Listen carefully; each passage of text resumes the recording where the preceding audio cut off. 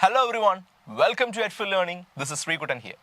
ഈ കഴിഞ്ഞ മാർച്ച് 2023 നടന്ന KTET exam, to be specific KTET category 3 English ഭാഗം 3, ഈ പരീക്ഷയുടെ ഒരു PYQ അനാലിസിസ് ആണ് ഈ ഒരു വീഡിയോയിലൂടെ ഞങ്ങൾ അവതരിപ്പിക്കുന്നത്.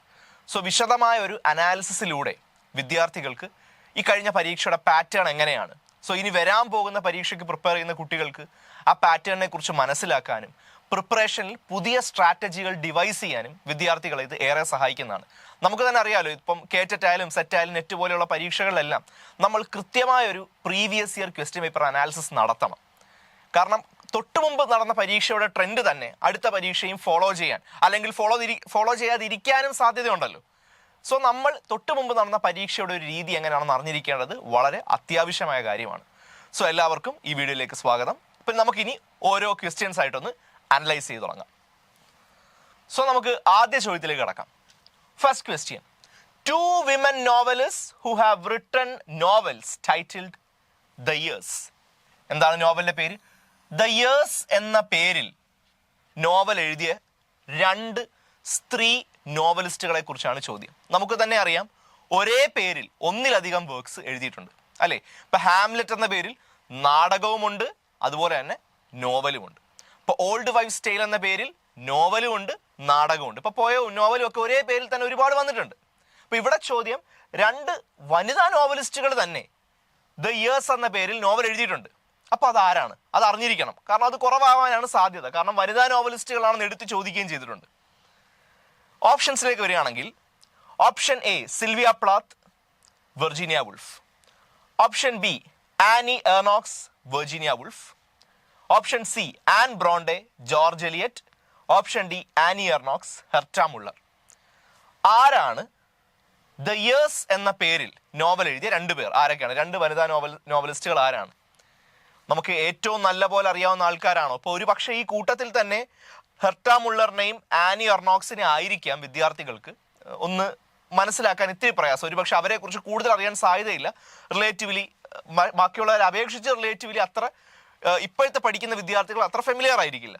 മറിച്ച് നമുക്ക് വെർജീനിയ വുൾഫിന്റെ വർക്ക്സിനെ കുറിച്ച് നമുക്കറിയാം, ജോർജ് എലിയറ്റിനെയും വളരെ നന്നായി അറിയാം, സിൽവിയ പ്ലാത്തിനെ നല്ലപോലെ അറിയാം. അങ്ങനെയെങ്കിൽ നമുക്കൊരു വൈൽഡ് ഗെസ് എങ്കിലും നടത്താൻ സാധിക്കുമോ? സോ എന്താണ് answer? The answer is option B, Annie Ernaux, Virginia Woolf. അത് കണ്ടെത്താൻ വലിയ പ്രയാസമൊന്നുമില്ല. കാരണം ജോർജ് എലിയറ്റിന്റെ വർക്ക്സ് നമുക്കറിയാം, മിഡിൽ മാർച്ച്, ആഡം ബീഡ്, അത്തരം വർക്ക്സ് ഒക്കെ എഴുതിയ ആള് ദ ഇയേഴ്സ് എന്ന പേരിൽ ഒരു നോവൽ എഴുതിയിട്ടില്ല. സിൽവിയ പ്ലാത്തും നമുക്കറിയാലോ, ദ ബെൽജാർ മാത്രമുള്ള നോവലായിട്ട്. പിന്നെ നമ്മളെ വീണ്ടും കൺഫ്യൂസ് ചെയ്യിക്കാൻ സാധ്യത ആനി എർനോക്സും ഹെർട്ട മുള്ളറുമാണ്. പക്ഷെ വെർജീനിയ വുൾഫിനെ കുറിച്ച് പഠിച്ച ഒരാൾക്കറിയാം, ഇയേഴ്സ് എന്ന പേരിൽ എന്തായാലും വെർജീനിയ വുൾഫ് എഴുതിയിട്ടുണ്ട്. അങ്ങനെയെങ്കിൽ നമുക്ക് ഓപ്ഷൻ എ അല്ലെങ്കിൽ ബിയിലേക്ക് നമുക്ക് എത്താം. സിൽവിയ പ്ലാത്ത് അങ്ങ് ഒരു നോവൽ എഴുതാത്ത സ്ഥിതിക്ക് അതെന്തായാലും ആനി എർനോക്സ് ആയിരിക്കും. അതിനെക്കുറിച്ച് വിശദമായി പറയാനാണെങ്കിൽ, The Years is a 1937 novel by Virginia Woolf. Virginia Woolf 1937 എഴുതിയ നോവലാണ്. The last she published in her lifetime. അവർ ജീവിച്ചിരുന്ന സമയത്ത് അവസാനമായി പബ്ലിഷ് ചെയ്ത അവരുടെ മേജർ വർക്കാണ്. അതുകൊണ്ടാണ് ഒരു പരീക്ഷയ്ക്ക് പോലും ഇപ്പോഴും അത് എടുത്ത് ചോദിക്കാൻ കാരണം. The Years is a 2008 autobiographical novel by Annie Ernox. Years എന്ന് പറയുന്ന രണ്ടാമത്തെ നോവൽ 2008 വന്ന ഒരു ഓട്ടോബയോഗ്രഫിക്കൽ നോവലാണ് എഴുതിയത് ആനി എർനോക്സ്. വെർജീനിയ വുൾഫിനെ കുറിച്ച് ഞാൻ കൂടുതൽ പറയേണ്ട കാര്യമില്ല. പക്ഷേ ആനി എർനോക്സ് ആരാണെന്ന് അറിഞ്ഞു വെക്കൂ. Annie Therese Blanche Ernaux is a French writer. ഒരു ഫ്രഞ്ച് റൈറ്റർ ആണ്. Who was awarded the 2022 Nobel Prize in literature. 2022 Nobel സമ്മാന ജേതാവാണ്. അങ്ങനെയാണ് കൂടുതലും വിദ്യാർത്ഥികൾ ഇന്ന് ആനി എർനോക്സ് എന്ന റൈറ്ററിനെ കുറിച്ച് അറിഞ്ഞിട്ടുള്ളത്. സോ 2022 നോബൽ ലോറേറ്റ് ആയ ആനി എർനോക്സിനെ നമ്മൾ ഉറപ്പായിട്ട് അറിഞ്ഞിരിക്കണം. നോബൽ ലോറേറ്റ്സിന് എന്തായാലും നമ്മൾ പഠിച്ചു വെക്കണം. സോ ദ ഇയേഴ്സ് എന്ന പേരിൽ 2 നോവൽസ് ഉണ്ട്. ഒന്ന് 1937 വെർജീനിയ വുൾഫ് എഴുതിയതും, മറ്റൊന്ന് 2008 ആനി എർനോക്സ് എഴുതിയതും. ആനി എർനോക്സ് 2022 നോബൽ സമ്മാന ജേതാവാണ്, ഫ്രഞ്ച് റൈറ്ററാണ്. പിടികിട്ടിയല്ലോ. അപ്പോൾ വിശദമായി ഒന്നാമത്തെ ചോദ്യത്തിനെ കുറിച്ച് നിങ്ങൾക്ക് ഒരു ഐഡിയ കിട്ടിയല്ലോ. അടുത്തത്, the abbreviation et al stands for. എന്താണ് ചോദ്യം? ആ വാക്ക് നോക്കൂ, എറ്റ് ആൽ. നമ്മൾ ഈ സെന്റൻസുകളിലും ഈ അസൈൻമെന്റ്, തീസിസുകൾ, പ്രോജക്റ്റുകൾ, ഇതിൻ്റെയൊക്കെ ബിബ്ലിയോഗ്രഫി, വർക്ക് സൈറ്റൊക്കെ ഉണ്ടല്ലോ, അവിടെ ഒരു പക്ഷേ നിങ്ങൾ കാണാൻ സാധ്യതയുള്ള വാക്കാണിത്, എറ്റ് ആൽ. എന്താണത്? ആൻഡ് അതേഴ്സ് എന്നാണോ ഉദ്ദേശിക്കുന്നത്? അതോ ആൻഡ് ഓൾ എന്നാണോ? ഒരു അബ്രിവേഷൻ ആണ്, നമുക്കറിയാമല്ലോ. Standing by, in addition. എന്താണ് നമ്മൾ വളരെ ഡെയിലി ലൈഫിലായ പോലും ഇപ്പം വിദ്യാർത്ഥികൾ ഡിഗ്രി, PG അല്ലെങ്കിൽ PhD പോലെയുള്ള കോഴ്സുകൾ ചെയ്യുന്ന വിദ്യാർത്ഥികൾക്ക് ഉറപ്പായിട്ടും ഇതുപോലെ പല പല പ്രോജക്റ്റുകൾ അവർ വായിക്കാൻ സാധ്യതയുണ്ട്. അവിടെ അവർ ബിബ്ലിയോഗ്രഫിയും വർക്ക് സൈറ്റും ഒക്കെ വായിക്കുമ്പോൾ നമ്മൾ കോമൺ ആയിട്ട് സ്പോട്ട് ചെയ്യുന്ന ഒരു വാക്കാണ്. The answer is option A, and others. ഇതാണ് ഉത്തരം. ആൻഡ് അതേഴ്സ് ആണ് ഉത്തരം. So et al means and others. എന്താണ് അതിന്റെ അർത്ഥം? എന്താണ് അത് നിങ്ങൾ അറിഞ്ഞിരിക്കേണ്ടേ? This phrase means and others. അപ്പൊ ഈ വാക്കിന്റെ അർത്ഥം എന്താണ്? And others. ഇവരും, ഇന്ന ആളും, വേറെ ആൾക്കാരും. Most commonly et al indicates other contributors. So et al ഈ ഒരു വാക്ക് കൊണ്ട് ഉദ്ദേശിക്കുന്നത് വേറെ കോൺട്രിബ്യൂട്ടേഴ്സിന്, അതായത് ഒരു ഓതർ മാത്രമല്ല, ആ എഴുത്തുകാരനൊപ്പം വേറെയും ആൾക്കാർ ഇതിലേക്ക് കോൺട്രിബ്യൂട്ട് ചെയ്തിട്ടുണ്ട് എന്ന് നമുക്ക് മനസ്സിലാക്കി തരാനാണ് എറ്റ് ആൽ ഉപയോഗിക്കുന്നത്. അത് ഓതേഴ്സ് ആവാം, എഡിറ്റേഴ്സ് ആവാം. In a bibliographic list such as, ഇപ്പോൾ ഒരു ബിബ്ലിയോഗ്രാഫിക് ലിസ്റ്റ് അല്ലെ വർക്ക് സൈറ്റിലെ നമ്മൾ എഴുത്തുകാരുടെ എണ്ണം നോക്കുമ്പോൾ Feynman, Hawking, Sagan, et al എന്ന് പറഞ്ഞാൽ ഇവരും മറ്റുള്ളവരും. ആൻഡ് അതേഴ്സ് എന്നാണ് അർത്ഥം. There should be always a period after et al. So ശ്രദ്ധിക്കുക, ഇത് എഴുതുമ്പോൾ നമ്മൾ അവസാനം ഒരു പീരീഡ്, ഒരു കുത്തുറപ്പായിട്ടും ഉണ്ടാവണം. To show it is an abbreviation. ഒരു ആബ്രിവേഷൻ ആണെന്ന് കാണിക്കാൻ വേണ്ടി നമ്മൾ അവിടെ ഒരു കുത്തിട്ടിരിക്കണം. So et al means and others എന്നാണ്. ഇത് നമ്മൾ മോസ്റ്റ് കോമൺ ആയിട്ട് കാണുന്നത് ബിബ്ലിയോഗ്രഫിയുടെയും വർക്ക് സൈറ്റഡിന്റെ ഒക്കെ ആ ഒരു ലിസ്റ്റിലാണ്. ആ ലിസ്റ്റിൽ നോക്കുമ്പോൾ നമുക്കത് കാണാൻ സാധിക്കും. ഇതിന്റെ അർത്ഥം ആൻഡ് അതേഴ്സ് എന്നാണ്.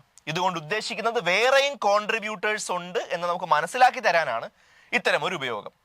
നമ്മൾ പ്രോബബ്ലി ബിബ്ലിയോഗ്രഫിക് ലിസ്റ്റിൽ നമ്മളിപ്പോൾ എഴുത്തുകാരുടെ പേര് കാണുമ്പോൾ ഒരു എക്സാമ്പിൾ ആയിട്ട് ഞാൻ പറഞ്ഞതാണ് Feynman, Hawking, Sagan, et al. Okay, ഇതൊരു ആബ്രിവേഷൻ ആണ് സൂചിപ്പിക്കാൻ വേണ്ടി നമ്മൾ ഏറ്റവും അവസാനം ഒരു കുത്തിടുകയും വേണം. പിടിയിട്ടില്ല. അപ്പൊ വിശദമായിട്ട് എന്താണ് എറ്റ് ആൽ എന്താണെന്ന് മനസ്സിലായല്ലോ. നെക്സ്റ്റ് അടുത്ത ചോദ്യത്തിലേക്ക് കടക്കാം. To meet one's maker means ഒരു ഇഡിയമാണല്ലേ, എന്താണെന്ന് നോക്കാം. To meet one's maker. Option A, have a private talk with one's male parent. ഒരാളുടെ രക്ഷകർത്താവുമായിട്ട്, മോസ്റ്റ് പ്രോബ്ലി അച്ഛനുമായിട്ട് പ്രൈവറ്റ് ആയിട്ട് സംസാരിക്കണം എന്നാണോ അർത്ഥം?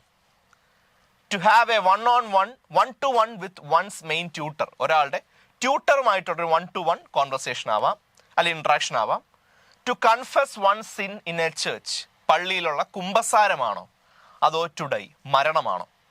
ഇത് നിങ്ങൾ വായിച്ചെടുത്താൽ തന്നെ നിങ്ങൾക്ക് ഊഹിക്കാവുന്നതേ ഉള്ളൂ ഇതിൻ്റെ ഉത്തരം. ടു മീറ്റ് വൺസ് മേക്കർ, ഒരാളുടെ സൃഷ്ടാവിനെ മീറ്റ് ചെയ്യുക, ഒരാളുടെ നാഥനെ മീറ്റ് ചെയ്യുക. എന്താണ് അതുകൊണ്ട് ഉദ്ദേശിക്കുന്നത്?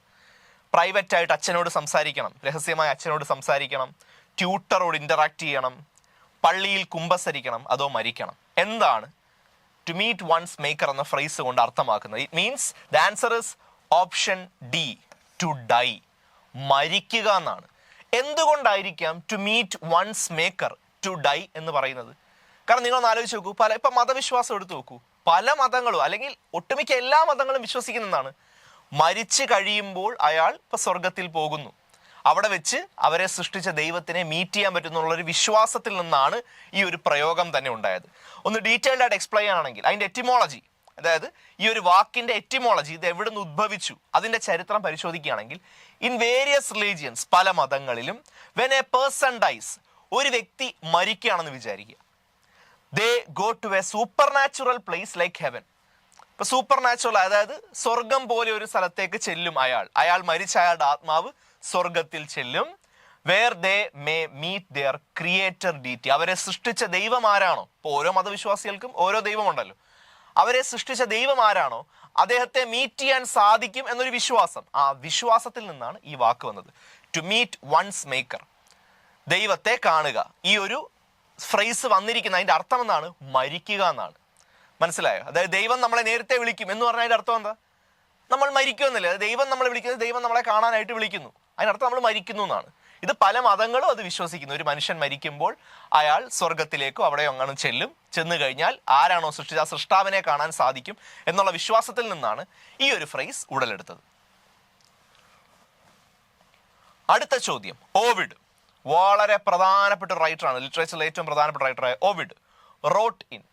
ഓവിഡ് എന്ന പോയറ്റ് എഴുതിയത് ഏത് ഭാഷയിലാണ്? Latin, Greek, Italian, Romanian. Ovid നമുക്കറിയാം, ഫേമസ് റോമൻ പോയറ്റ്. റോമൻ പോയറ്റായ ഓവിഡ് ഏത് ഭാഷയിലാണ് എഴുതിയത്? Latin, Greek, Italian, Romanian. ഇറ്റാലിയനും ഗ്രീക്കുമല്ല എന്ന് നമുക്കറിയാം. അപ്പോൾ ലാറ്റിനും റൊമേനിയനുമാണ്. റോമൻ റൈറ്ററായ അദ്ദേഹം റൊമേനിയൻ എഴുതാൻ സാധ്യതയില്ലേ? ഉത്തരം, the answer is option A, Latin. Ovid എന്ന കവി എഴുതിയത് ലാറ്റിൻ ഭാഷയിലാണ്. കാരണം Ovid was A Roman poet. ഇപ്പൊ റൊമേനിയൻ എന്ന് കാണുമ്പോൾ നിങ്ങൾ കൺഫ്യൂസ്ഡ് ആവും, പക്ഷെ അതിന്റെ ആവശ്യമില്ല, എക്സ്പ്ലെയിൻ ചെയ്തു തരാം. ഓവിഡ് ഒരു റോമൻ കവിയായിരുന്നു, who lived during the reign of Augustus. Augustus എന്ന ചക്രവർത്തിയുടെ ഭരണസമയത്ത് ജീവിച്ച ഒരു കവിയാണ് ഓവിഡ്, റോമൻ പോയറ്റ് ആണ്. He is often ranked as one of the 3 canonical poets of Latin literature. Latin സാഹിത്യത്തിലെ ഏറ്റവും മികച്ച കവികൾക്കൊപ്പമാണ് ഓവിഡിന്റെ സ്ഥാനം.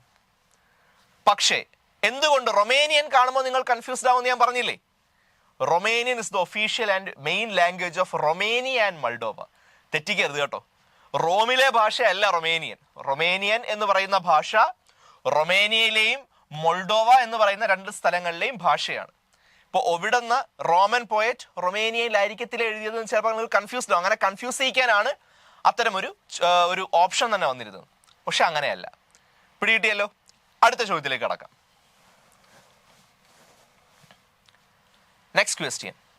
The stanzaic pattern of elegy written in a country churchyard. So, elegy written in a country churchyard എന്ന കവിത നമുക്കറിയാലോ, അത് നമ്മുടെ Thomas ഗ്രേഡയാണ്. Thomas grade ഏറ്റവും പ്രധാനപ്പെട്ട എലജി, അല്ലെങ്കിൽ one of the best elegies in English literature. Elegy written in a country churchyard. ഈ കവിതയുടെ stanzaic pattern എങ്ങനെയാണ്? സ്റ്റാൻസ അതിന്റെ സ്ട്രക്ചർ എങ്ങനെയാണെന്നാണ് ചോദ്യം. ഓപ്ഷൻ എ, കപ്ലറ്റ്, ഈരടികളിലാണോ? B, tercet. Option C, quatrain. Option D, sestet. ഈ സെസ്റ്ററ്റ് ഒക്കെ നിങ്ങൾ കേട്ടിട്ടുണ്ടോ അല്ലേ? നമ്മൾ സോണറ്റ് ഒക്കെ പഠിക്കുമ്പോൾ സെസ്റ്ററ്റ് കേട്ടിട്ടുണ്ടാവും. ക്വാട്രെയിൻ സോണറ്റിലെ ഒരു ഭാഗമാണ്. ഷേക്സ്പിയൻ സോണറ്റിൽ നമുക്ക് ക്വാട്രെയിൻ ഉണ്ട്. Then tercet, couplet. ഏതാണ് തോമസ് ഗ്രേയുടെ elegy written in a country ചർച്ച്യാർഡിന്റെ സ്റ്റാൻസൈക് പാറ്റേൺ എന്ന് പറയുന്നത്? ഓപ്ഷൻ സി, ക്വാട്രെയിൻ ആണ്. ശ്രദ്ധിക്കുക, elegy written in a country churchyard is composed in quatrains. Elegy written in a country churchyard is written in 4-lined stanza. ഈ 4 വരി സ്റ്റാൻസയാണ് നമ്മൾ quatrain എന്ന് വിളിക്കുന്നത്. ക്വാർട്ടർ 4 അറിയാലോ, 4 വരി സ്റ്റാൻസയിൽ എഴുതപ്പെട്ടിരിക്കുകയാണ് elegy written in a country churchyard. ഈ 4 വരി സ്റ്റാൻസയാണ് നമ്മൾ ക്വാട്രെയിൻ എന്ന് വിളിക്കുന്നത്. ഒരു എക്സ്ട്രാ ഇൻഫോ എന്ന നിലയിൽ ഓരോ ക്വാട്രെയിനും it follows the rhyme scheme AB. ഇതും കൂടെ ശ്രദ്ധിക്കുക. Elegy written in a country churchyard എഴുതപ്പെട്ടിരിക്കുന്ന ക്വാട്രെയിൻ ആണ്. അതിന്റെ റൈം സ്കീമും കൂടെ ഞാൻ പറയുകയാണ്, AB. Metre of each line, ഓരോ ലൈനിന്റെ മീറ്റർ ഏതാണ്? ഇയാംബിക് പെന്റാമീറ്റർ. പിടികിട്ടിയല്ലോ. അപ്പൊ നമ്മൾ ഒരു ചോദ്യം ഡിസ്കസ് ചെയ്തപ്പോൾ നമുക്ക് കൂടുതൽ എക്സ്ട്രാ ഇൻഫോയും കിട്ടുന്നുണ്ട്. Elegy written in a country churchyard ക്വാട്രെയിലാണ് എഴുതപ്പെട്ടിരിക്കുന്നത്. റൈം സ്കീം AB ആണ്. മീറ്റർ എന്ന് പറയുന്നത് ഇയാംബിക് പെന്റാമീറ്റർ ആണ്. അടുത്ത ചോദ്യം, one of the Romantic poets. So ഒരു ലിസ്റ്റ് തന്നിട്ടുണ്ട്. ഈ ലിസ്റ്റിൽ നിന്ന് റൊമാൻറ്റിക് പോയറ്റ് ആരാണെന്ന് കണ്ടെത്തണം. ഇതാണ് ചോദ്യം. Option A, Tennyson. Option B, Byron. Option C, Masefield. Option D, Carew. ഈ 4 പേരിൽ ആരാണ് റൊമാൻറ്റിക് പോയറ്റ്? ഒരു പക്ഷേ ഈ ഒരു ക്വസ്റ്റ്യൻ പേപ്പറിൽ തന്നെ ഏറ്റവും സിമ്പിൾ ചോദ്യമാണിത് എന്ന് എനിക്ക് പേഴ്സണലി തോന്നിയിട്ടുള്ളതാണ്. കാരണം വളരെ എളുപ്പത്തിൽ നമുക്കിത് കണ്ടെത്താവുന്നതല്ലേ ഉള്ളൂ. റൊമാൻറ്റിക് പോയറ്റ് ആരാണ്? Option B, Byron. ബൈറൺ ആണ് ഉത്തരം. ടെന്നിസൺ റൊമാൻറ്റിക് ആണോ? മെയ്സ്ഫീൽഡ് റൊമാൻറ്റിക് ആണോ? കാരു റൊമാൻറ്റിക് ആണോ? കൃത്യമായ എക്സ്പ്ലനേഷൻ ഞാൻ പറഞ്ഞുതരാം. George Gordon Byron was a British romantic poet and satirist. കണ്ടില്ലേ, ഇതായിരുന്നു അദ്ദേഹത്തിന്റെ ടൈം ലൈൻ. 1788-നും 1824 ഗ്രീക്ക് വാർ ഓഫ് ഇൻഡിപെൻഡൻസിലൊക്കെ പങ്കെടുത്ത് പിന്നീട് മരിച്ച വ്യക്തിയാണ് അദ്ദേഹം. അദ്ദേഹം ഒരു ബ്രിട്ടീഷ് റൊമാൻറ്റിക് പോയറ്റ് ആണ്. ബാക്കി റൊമാൻറ്റിക് പോയറ്റ്സ് ആരൊക്കെയാണ്? വേർഡ്സ്വർത്ത്, കോളറിഡ്ജ്, ഷെല്ലി, കീറ്റ്സ്, പിന്നെ ബൈറൺ പ്രധാനപ്പെട്ട ഒരു റൊമാൻറ്റിക് പോയറ്റ് ആണ്. ടെന്നിസൺ ആവട്ടെ, Tennyson was an English poet who was the poet laureate during the much of Queen Victoria's reign. Queen വിക്ടോറിയയുടെ സമയത്ത് പോയറ്റ് ലോറേറ്റ് ആയ വ്യക്തിയാണ് ടെന്നിസൺ. അദ്ദേഹം ഒരു വിക്ടോറിയൻ കവിയാണ്. മനസ്സിലായല്ലോ. ഇനി തോമസ് കാരോ ആവട്ടെ, Carew was an English poet amongst the cavalier group of Caroline poets. Caroline കവികളിലെ കവലിയർ ഗ്രൂപ്പിൽപ്പെട്ട വ്യക്തിയാണ് തോമസ് കാരോ. മെയ്സ്ഫീൽഡ് ആവട്ടെ, Masefield was an English poet and writer and poet laureate from 1930 until 67. കണ്ടില്ല, അദ്ദേഹം ഒരു modern ഏജിൽ പെടുന്ന ഒരു പോയറ്റ് ആണ്, അല്ല 20-ാം നൂറ്റാണ്ടിലെ കവിയാണ്. സോ റൊമാൻറ്റിക് പോയറ്റ് ആരാന്ന് നമുക്ക് മനസ്സിലായി, അത് ബൈറൺ ആണ്. ഷെല്ലി, കീറ്റ്സ്, വേർഡ്സ്വർത്ത്, കോൾറിഡ്ജിനെ പോലെയുള്ള ഒരു റൊമാൻറ്റിക് പോയറ്റ് എന്ന് പറയുന്നത് ബൈറൺ ആണ്. ടെന്നിസൺ ക്വീൻ വിക്ടോറിയയുടെ കാലഘട്ടത്തിലെ പോയറ്റ് ലോറേറ്റ്, അദ്ദേഹം വിക്ടോറിയൻ പോയറ്റ് ആണ്. കാരോ ആവട്ടെ കാർലിൻ പോയറ്റ്സിൽ പെട്ടതാണ്. മെയ്സ്ഫീൽഡ് ആവട്ടെ മോഡേൺ ഏജിലെ കവിയുമാണ്. അടുത്ത ചോദ്യം, complete the quote. Friends, Romans, countrymen, lend me your dash. ഇതൊരു പ്രസംഗത്തിലെ ഒരു വരിയാണ്. ആ പ്രസംഗം ആരാണെന്നൊക്കെ ഉള്ളത് ഞാൻ പറഞ്ഞുതരാം. നമുക്കിനി ഓപ്ഷൻസിലേക്ക് കിടക്കാം. Lent me your eyes, lent me your years, lent me your efforts, lent me your endeavours. എന്താണ് ഉത്തരം? വില്യം ഷേക്സ്പിയർ എഴുതിയ ഏറ്റവും റെക്കഗ്നൈസബിൾ ആയ വരികളിൽ നിന്നാണ് ചോദ്യം വന്നിരിക്കുന്നത്. Friends, Romans, countrymen, lend me your. The answer is option B, ears. Friends, Romans, countrymen, lend me your ears. ഇത് ആര് പറഞ്ഞതാണ്? ഏത് നാടകത്തിലെയാണ്? Friends, Romans, countrymen, lend me your ears is the first line of a speech by Mark Antony. ഈ speech പറയുന്നത് Mark ആന്റണിയാണ്. ഏത് നാടകത്തിൽ? ജൂലിയസ് സീസർ എന്ന പൊളിറ്റിക്കൽ പ്ലേ. ഷേക്സ്പിയറിന്റെ ഒരു പൊളിറ്റിക്കൽ പ്ലേ ആണ് Julius Caesar. Okay, occurring in act 3 scene 2. മൂന്നാമത്തെ ആക്ടിലെ രണ്ടാമത്തെ സീനിലാണ് ഈ സ്പീച്ച് വരുന്നത്. It is one of the most famous lines in all of Shakespeare's book. ഷേക്സ്പിയറിന്റെ നാടകങ്ങളിലെന്നല്ല, ഇംഗ്ലീഷ് സാഹിത്യത്തിലെ തന്നെ ഏറ്റവും മികച്ച വരികളിൽ ഒന്നാണ് friends, Romans, countrymen, lend me your ears. Mark ആന്റണിയുടെ സ്പീച്ചാണ്. ഈ ഒരു സ്പീച്ചിൽ നിന്നാണ് ആ നാടകത്തിൽ തന്നെ വലിയൊരു ട്വിസ്റ്റ് വരുന്നത്. അതുവരെ ജനങ്ങൾ എതിരായിരുന്നു മാർക്ക് ആന്റണിക്ക് അല്ലെങ്കിൽ സീസറിന്. ഈ ഒരൊറ്റ സ്പീച്ച് കൊണ്ട് കംപ്ലീറ്റ് തലതിരിച്ച വ്യക്തിയാണ് മാർക്ക് ആന്റണി. ഇപ്പൊ പിടികിട്ടിയല്ലോ ഈ സ്പീച്ച് എവിടെയാണ് വരുന്നത്, ഏത് നാടകത്തിലാണ്, ഏത് രംഗത്തിലാണെന്നല്ല. Next, eminent Victorians established a new form of dash. Eminent Victorians established a new form of dash. Eminent Victorians എന്ന വർക്ക്, എന്ന പ്രോസ് വർക്ക്, ഇതൊരു പ്രോസ് വർക്ക് ആണ്.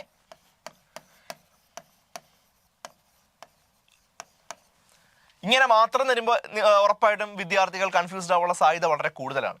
So eminent Victorians എന്ന ഈ prose work it established a new form of dash. എന്തിൻ്റെ പുതിയ ഫോമിനെയാണ് establish ചെയ്തത്? Option A biography, option B epigraphy, option C bibliography, option D cryptography. Eminent Victorians എന്ന പ്രോസ് വർക്ക് ഇത് ആരുടെയാണെന്ന് നമ്മൾ അറിഞ്ഞിരിക്കണം. ഇത് ഏത് ജോണറിൽ, ഏത് ലിറ്റററി കാറ്റഗറി പെടുന്ന വർക്കാണെന്ന് നമ്മൾ അറിഞ്ഞിരിക്കണം. The answer is option A biography. So eminent Victorians എന്ന് പറയുന്ന ഈ വർക്ക് ബയോഗ്രഫിക്ക് ഒരു പുതിയൊരു രൂപം കൊടുത്ത വർക്കാണ്. എങ്ങനെ? Eminent Victorians is a book by Lytton Strachey. ഇത് ആരാണ് എഴുതിയത്? നമ്മുടെ ലിറ്റൻ സ്ട്രാച്ചെ എഴുതിയ വർക്കാണ്. വളരെ പ്രധാനപ്പെട്ട ഒരു പ്രോസ് റൈറ്ററും പ്രോസ് സ്റ്റൈലിസ്റ്റുമാണ് അദ്ദേഹം. ഇത് പബ്ലിഷ് ചെയ്യപ്പെട്ടത് 1918 എന്താണ് ഈ എമിനന്റ് വിക്ടോറിയൻസ് എന്ന വർക്ക്? എന്താണ്? What is it? It consist of biographies. So ഇത് ബയോഗ്രഫിക്ക് ഒരു പുതിയ ജീവൻ നൽകിയ, ഒരു പുതിയ ഉണർവ് നൽകി എന്നാണല്ലോ പറയുന്നത്. എമിനന്റ് വിക്ടോറിയൻസ് എന്ന വർക്ക്, ഈ വർക്കിൽ അടങ്ങിയിരിക്കുന്നത് എന്നത് ബയോഗ്രഫീസ് ആണ്. ആരുടെ?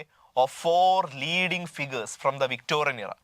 വിക്ടോറിയൻ കാലഘട്ടത്തിലെ, വിക്ടോറിയൻ ഏജിൽ ജീവിച്ച 4 മഹത് പ്രതിഭകളെ കുറിച്ചുള്ള ബയോഗ്രഫീസ് ആയിരുന്നു ഈ വർക്കിൽ നമുക്ക് കാണാൻ സാധിക്കുന്നത്. ആരൊക്കെയാണ് ആ 4 പേര്? 1 cardinal Manning, 2 Florence Nightingale, 3 Thomas ആർണൾഡ്, 4 general Charles Gordon. അങ്ങനെ വിക്ടോറിയൻ കാലഘട്ടത്തിൽ ആഘോഷിക്കപ്പെട്ട 4 മഹത് പ്രതിഭകളെ കുറിച്ചുള്ള ബയോഗ്രഫീസ് ആയിരുന്നു എമിനന്റ് വിക്ടോറിയൻസ്. ഇത് എഴുതിയത് ലിറ്റൻ സ്ട്രാച്ചെ. ഈ ഒരു പുസ്തകം ഇറങ്ങിയതിനു ശേഷം ബയോഗ്രഫി എന്ന് പറയുന്ന ആർട്ട് ഫോമിന് ഒരു പുതിയ തലം കൈവരിക്കപ്പെട്ടു.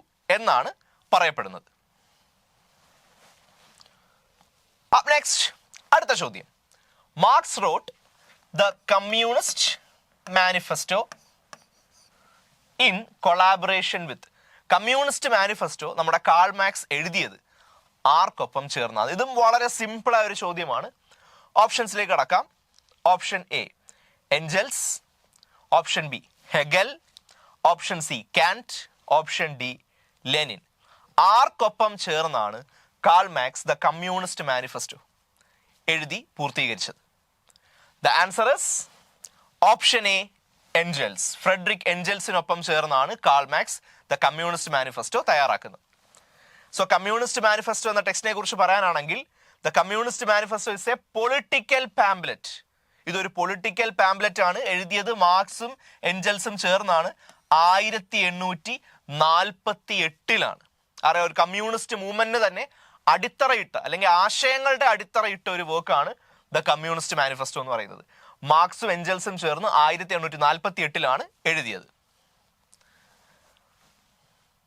അതിൽ എൻജൽസിനെ കുറിച്ച് പറയാനാണെങ്കിൽ Engels was a German philosopher. So Karl Marx ആണ് അത് എഴുതിയെന്നുള്ള കാര്യം ചോദ്യത്തിൽ പറയുന്നുണ്ട്. സോ എൻജൽസ് ആണല്ലോ ഉത്തരം. എൻജൽസിനെ കുറിച്ച് പറയാനാണെങ്കിൽ അദ്ദേഹം ഒരു ഫിലോസോഫർ ആണ്, ഹിസ്റ്റോറിയൻ ആണ്, പൊളിറ്റിക്കൽ തിയറിസ്റ്റ് ആണ്, പൊളിറ്റിക്കൽ എക്കോണമിയുടെ ഒരു ക്രിട്ടിക് ആണ്, റവല്യൂഷണറി സോഷ്യലിസ്റ്റ്, അങ്ങനെ പല രീതിയിൽ അറിയപ്പെട്ട ഒരു വ്യക്തിയാണ്.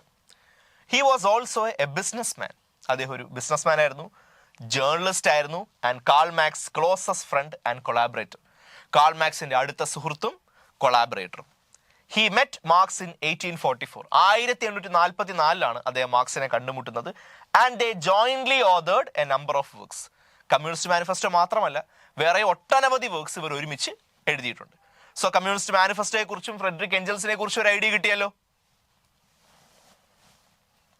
നെക്സ്റ്റ് നമുക്ക് ഇന്ത്യൻ സാഹിത്യത്തിൽ നിന്ന് ഒരു ചോദ്യത്തിലേക്ക് വരാം. Gangaji is a character in. ആരാണ് കഥാപാത്രം? ഗംഗാജി. ഏത് വർക്കിലെ കഥാപാത്രമാണെന്നാണ് ചോദ്യം. Option A Midnight's Children, option B the great Indian novel, option C Coolie, option D Untouchable. ഇതിലൊരു പക്ഷേ മിഡ്നൈറ്റ്സ് ചിൽഡ്രനിൽ അനവധി കഥാപാത്രങ്ങളുണ്ട്. ഒരുപക്ഷെ നിങ്ങൾക്കൊന്നും അത്രയും കഥാപാത്രങ്ങൾ നിങ്ങൾ ഓർത്തു വെക്കാൻ സാധ്യതയില്ല. പക്ഷെ അൺടച്ചബിളിലെ കഥാപാത്രങ്ങളെയൊക്കെ നമുക്ക് ഓർത്തു വെക്കാവുന്നേ ഉള്ളൂ അല്ലേ. വളരെ ഒരുപാട് കഥാപാത്രങ്ങൾ ഉണ്ടെങ്കിലും നമ്മുടെ മനസ്സിൽ നമുക്ക് ഇങ്ങനെ ഓർത്തു വെക്കാൻ പറ്റുന്ന കഥാപാത്രങ്ങളാണ്. കൂലിയിലും അതുപോലെ തന്നെ. ഗ്രേറ്റ് ഇന്ത്യൻ നോവലിനുള്ളൊരു കുഴപ്പമാണ്, ഒരുപാട് ക്യാരക്ടേഴ്സ് ഉണ്ട് അല്ലെ, ഒരുപാട് അല്യൂഷൻസ് റെഫറൻസും ഒക്കെ വരുന്നുണ്ട്, വളരെ കൺഫ്യൂസിംഗ് ആണ്.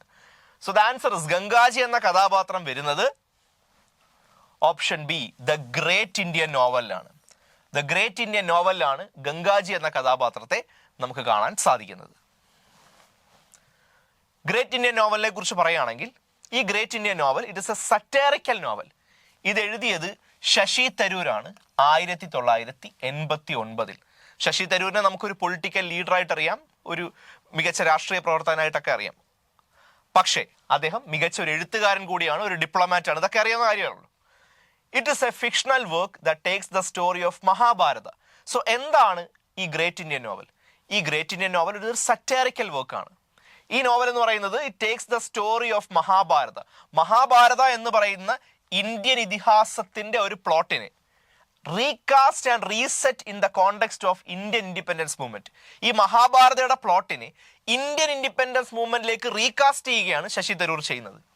And the first 3 decades of post independence, ആ ഒരു Indian independence movement post independence ഇറ, ഈ ഒരു കാലഘട്ടത്തിലേക്ക് അദ്ദേഹം മഹാഭാരതത്തിന്റെ പ്ലോട്ടിനെ റീകാസ്റ്റ് ചെയ്യുകയാണ് ഗ്രേറ്റ് ഇന്ത്യൻ നോവൽ എന്ന ഈ ഒരു നോവലിലൂടെ.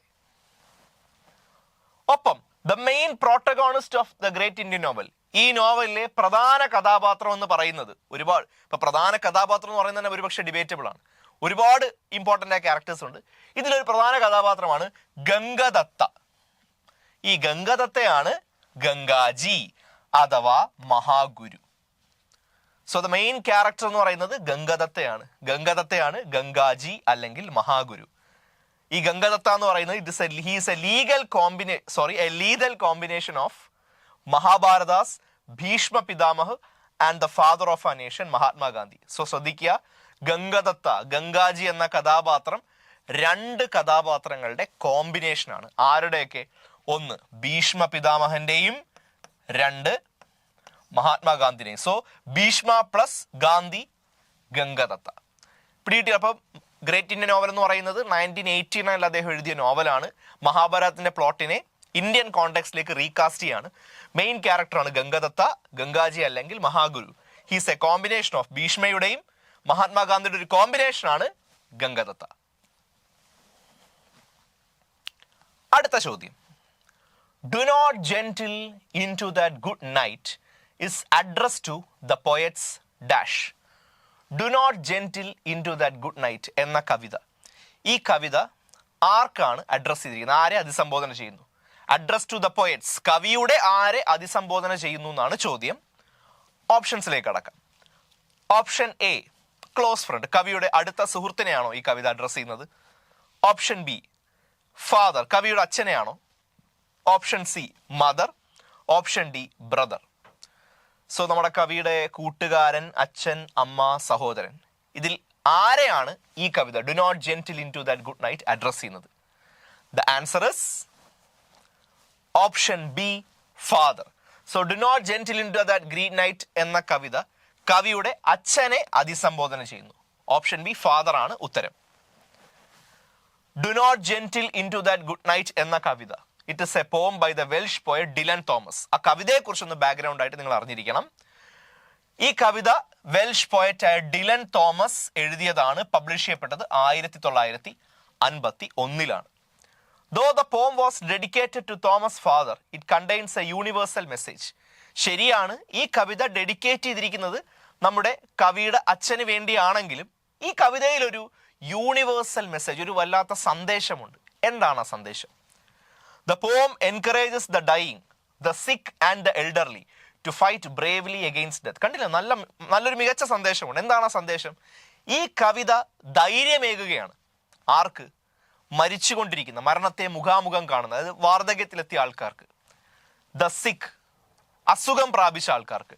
ആൻഡ് ദ എൽഡർലി, ഒരുപാട് വയസ്സെത്തി ഇനിയിപ്പം മരണമാണ് ഇനി ജീവിതത്തിൽ വരാനുള്ളത് എന്ന് വിചാരിച്ചിരിക്കുന്ന ആൾക്കാർക്കൊക്കെ ധൈര്യം കൊടുക്കുന്ന ഒരു കവിതയാണ്. അവർക്ക് ധൈര്യം കൊടുത്തിട്ട് കവി ആഹ്വാനം ചെയ്യുന്നതാണ്, നിങ്ങൾ ജീവിതത്തോട് ധൈര്യമായി പോരാടുക, നിങ്ങൾ പോരാടിക്കൊണ്ടേയിരിക്കുക. ഇങ്ങനൊരു മെസ്സേജ് കൊടുക്കുന്ന ഒരു കവിതയാണ്. ശരിയാണ്, ഈ കവിത അഡ്രസ് ചെയ്തിരിക്കുന്നത് കവിയുടെ അച്ഛനാണെങ്കിലും ഈ കവിതയിൽ ഒരു വലിയൊരു സന്ദേശമുണ്ട്.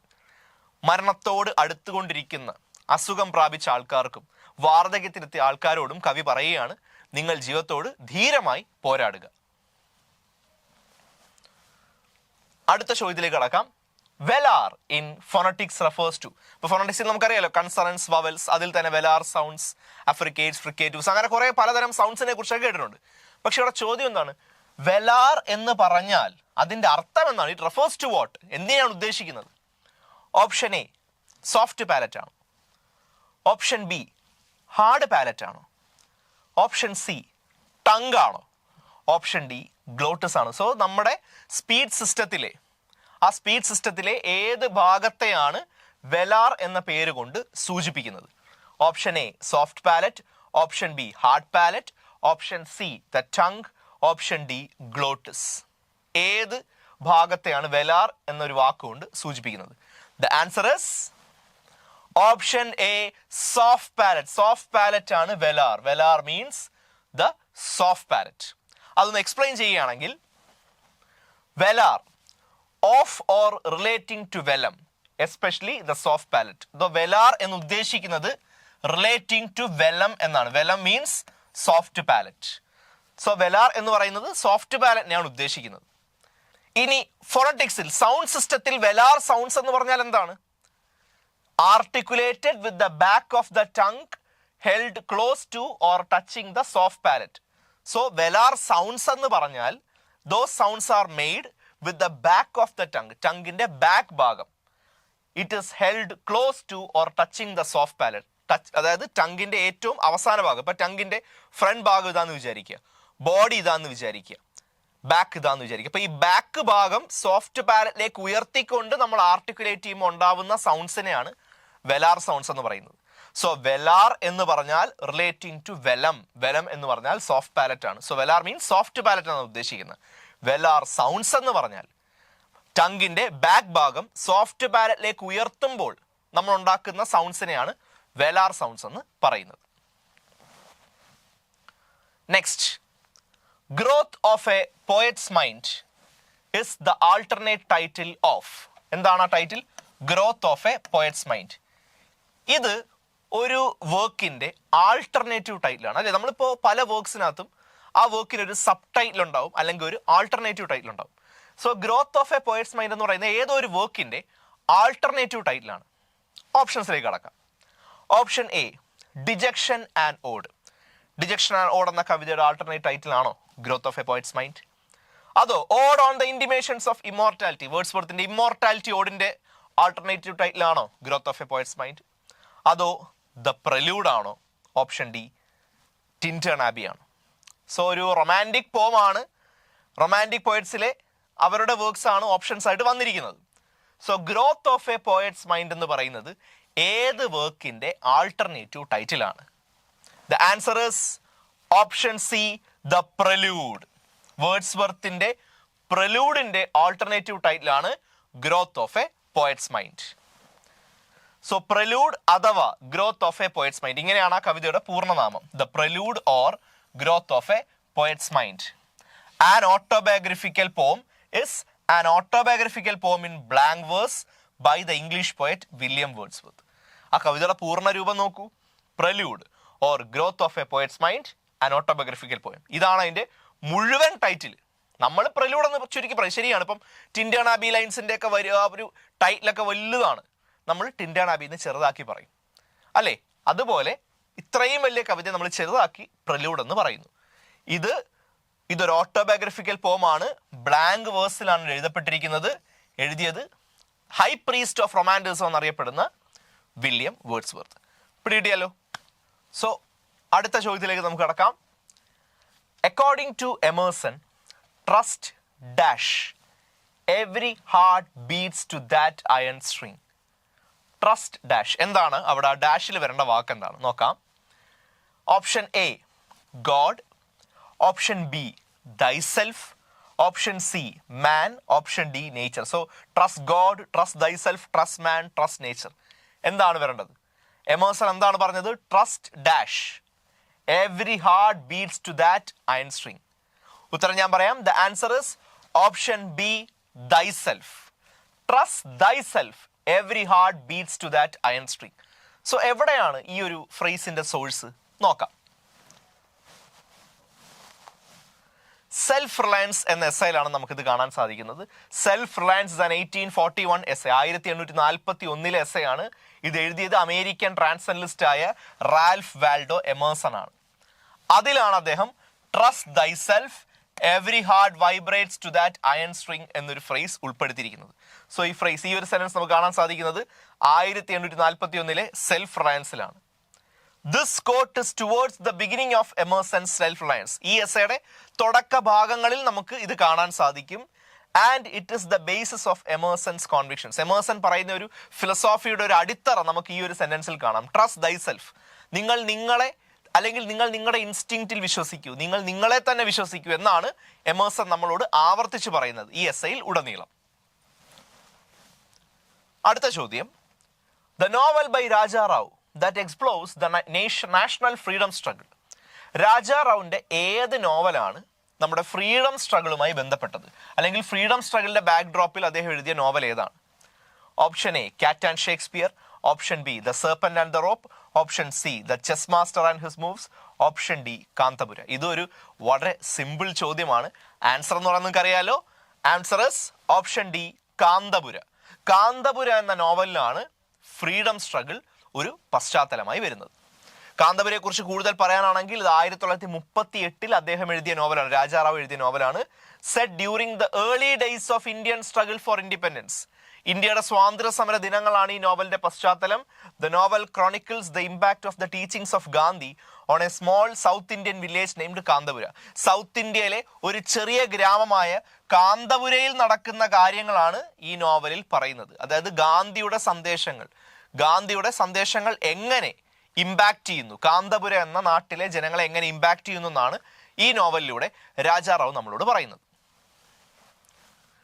അടുത്ത ചോദ്യത്തിലേക്ക് കടക്കാം. On heroes, hero worship and the heroic in history is by. So on heroes, hero worship and the heroic in history. ഈ വർക്ക് ആരെഴുതിയാണ്? Direct question. ചെസ്റ്റർട്ടൺ ആണോ? ബി കാർലൈൽ ആണോ? C Bowes or option D Burke? ആരാണ് on heroes, hero worship and the heroic in history എന്ന work എഴുതിയിരിക്കുന്നത്? ഈ work എഴുതിയിരിക്കുന്നത് option B Carlyle ആണ്. കാർലൈൽ എഴുതിയ വർക്കിന്റെ പേരാണ് on heroes, hero worship and the heroic in history. ഈ വർക്കിനെ കുറിച്ച് പറയാനാണെങ്കിൽ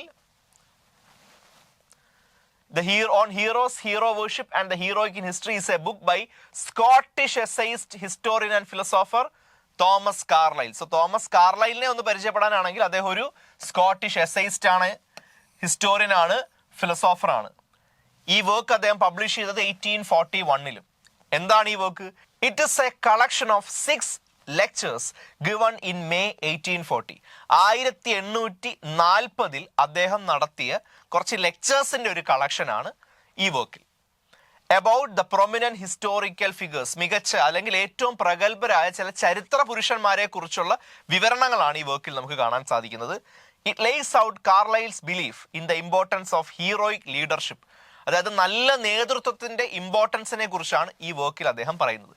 സോ ശ്രദ്ധിക്കുക, on heroes, hero worship and the heroic in history. ഇത് എഴുതിയത് സ്കോട്ടിഷ് എസ്സൈസ്റ്റ് ആയ കാർലൈലാണ് 1841. ഇത് മെയ് 1840 അദ്ദേഹം നടത്തിയ ലെക്ചേഴ്സിന്റെ ഒരു കളക്ഷനാണ്. ഈ ലെക്ചേഴ്സിലൂടെ അദ്ദേഹം ആരെ കുറിച്ചാണ് ഈ ലെക്ചേഴ്സ് കൊടുത്തത്? ഈ ലെക്ചേഴ്സിൽ അദ്ദേഹം പറയുന്നത് ഏറ്റവും മികച്ച ലീഡേഴ്സിനെ കുറിച്ചിട്ടാണ്. പ്രൊമിനന്റ് ഹിസ്റ്റോറിക്കൽ ഫിഗേഴ്സ്, പ്രധാനപ്പെട്ട ചില ചരിത്ര പുരുഷന്മാരെ കുറിച്ചുള്ള വിവരണങ്ങളാണ് നമുക്ക് ഈ വർക്കിൽ കാണാൻ സാധിക്കുന്നത്. അതോടൊപ്പം നേതൃത്വത്തിന്റെ, അതായത് മികച്ച നേതൃത്വം എത്രത്തോളം ഒരു സമൂഹത്തിന് ഗുണം ചെയ്യും, അത്തരം കാര്യങ്ങൾ കൂടി അദ്ദേഹം ഈ വർക്കിൽ പറയുന്നുണ്ട്. നെക്സ്റ്റ്, ദ പോയറ്റ്സ് പോയറ്റ് എന്നറിയപ്പെടുന്നത് ആര്? Option A Sidney, option B Spenser, option C Milton, option D Marlowe. വളരെ direct and easy question again. Poet's poet എന്നറിയപ്പെടുന്നത് മറ്റാരുമല്ല, ഓപ്ഷൻ ബി സ്പെൻസർ. സ്പെൻസർ ആണ് പോയറ്റ്സ് പോയറ്റ് എന്ന പേരിൽ അറിയപ്പെടുന്നത്. അദ്ദേഹത്തെ പോയറ്റ്സ് പോയറ്റ് എന്ന് വിളിച്ചതാരാണ്? It was Charles Lamb who called Spenser the poet's poet. Poet's poet എന്ന് അദ്ദേഹത്തെ വിളിച്ചത് ചാൾസ് ലാംബ് ആണ്. And Lamb was not wrong in giving him that honoured title. Spencer is regarded as the poet's poet and the second father of English poetry and Chaucer is the first. അപ്പോൾ ഇവിടെ ശ്രദ്ധിക്കേണ്ട കാര്യം, Charles Lamb ആണ് സ്പെൻസറിനെ poets poet എന്ന് വിളിച്ചത്.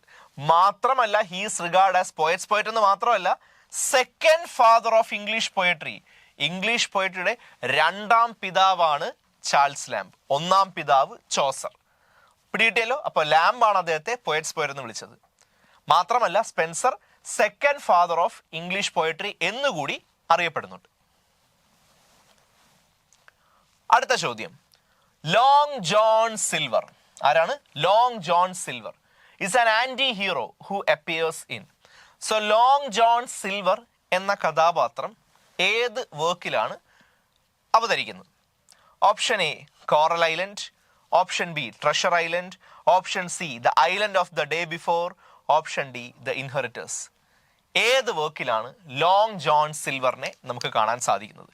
The answer is option B Treasure Island. Treasure Island എന്ന നോവലിലാണ് നമുക്ക് ലോങ് ജോൺ സിൽവറിനെ കാണാൻ സാധിക്കുന്നത്.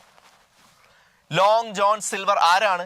A fictional character and the main antagonist in the novel Treasure island.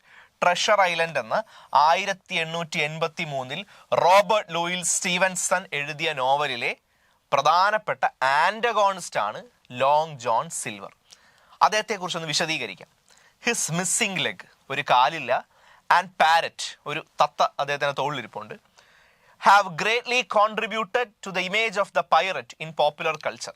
Popular കൾച്ചറിൽ ഒരു കടൽ കൊള്ളക്കാരൻ എങ്ങനെ ആയിരിക്കണം എന്നൊരു ആ ഒരു ഇമേജ് തന്നെ പെർപ്പച്വേറ്റ് ചെയ്തത് ഇദ്ദേഹത്തിന്റെ ഈ ഒരു ഫിഗറാണ്. അദ്ദേഹത്തിന്റെ മിസ്സിംഗ് ലെഗ്, ഒരു കാലില്ല, ഒരു തത്ത ഇങ്ങനെ അദ്ദേഹത്തിന്റെ തോളിലിരിപ്പുണ്ട്. ഇതായിരുന്നു അദ്ദേഹത്തിന്റെ appearance. So long John Silver treasure ഐലൻഡിലെ വില്ലൻ കഥാപാത്രമാണ്. അടുത്ത ചോദ്യം, the author of a passage to India. എന്താണ് ആ വർക്കിന്റെ പേര്? A passage to India. A passage to India എന്ന വർക്കിന്റെ ഓഥർ ആരാണ്? Option A Neeraj C Chaudhuri, option B Mulk Raj Anand, option C Rudyard Kipling, option D E M Forster. So the author of a passage to India is E.M. Forster. ആരാണ്? E.M. Foster ആണ് A passage to India എന്ന പേരിൽ ഒരു novel എഴുതിയത്.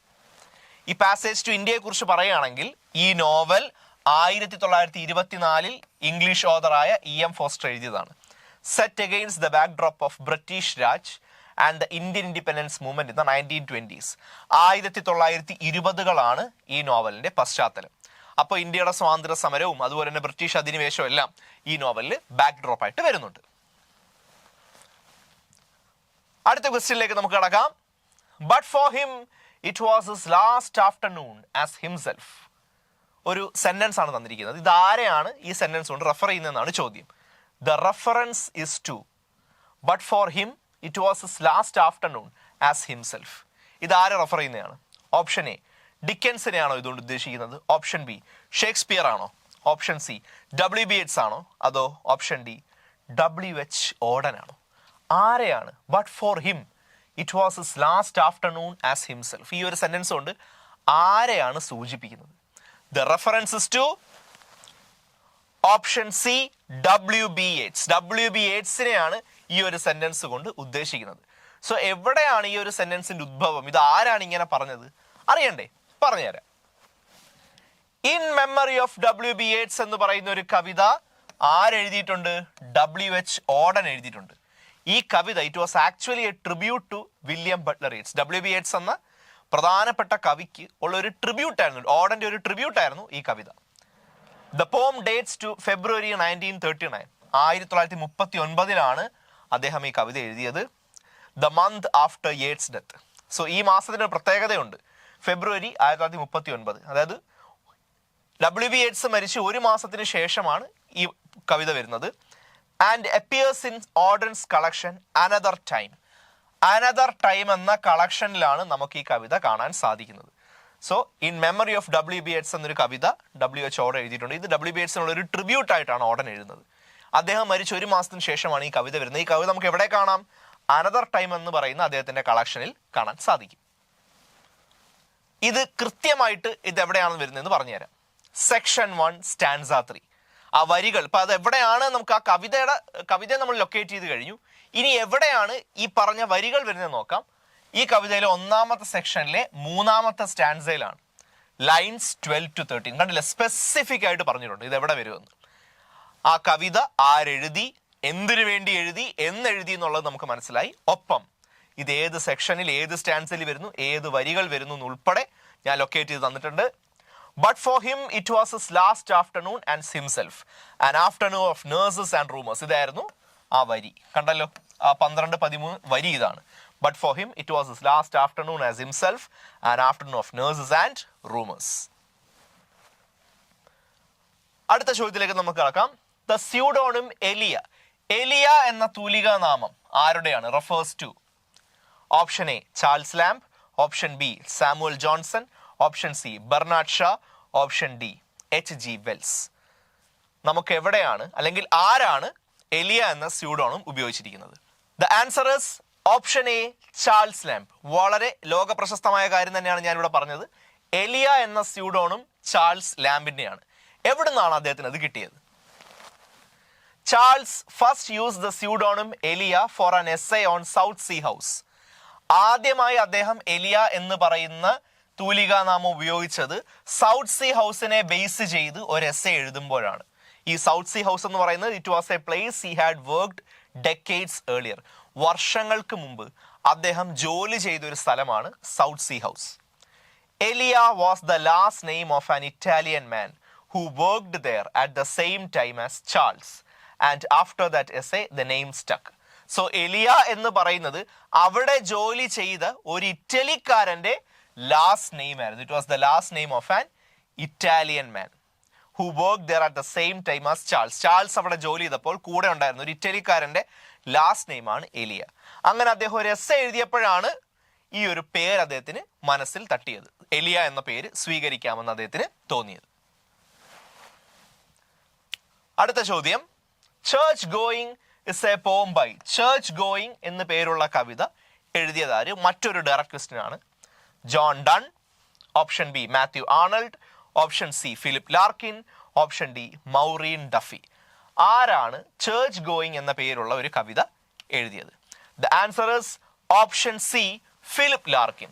Philip Larkin ആണ് church going എന്ന കവിത എഴുതിയത്. ഈ കവിതയെക്കുറിച്ച് കൂടുതൽ പറയാനാണെങ്കിൽ first published in the less deceived എന്ന കളക്ഷനിലാണ് ഈ കവിത ആദ്യം പബ്ലിഷ് ചെയ്ത് തന്നത്.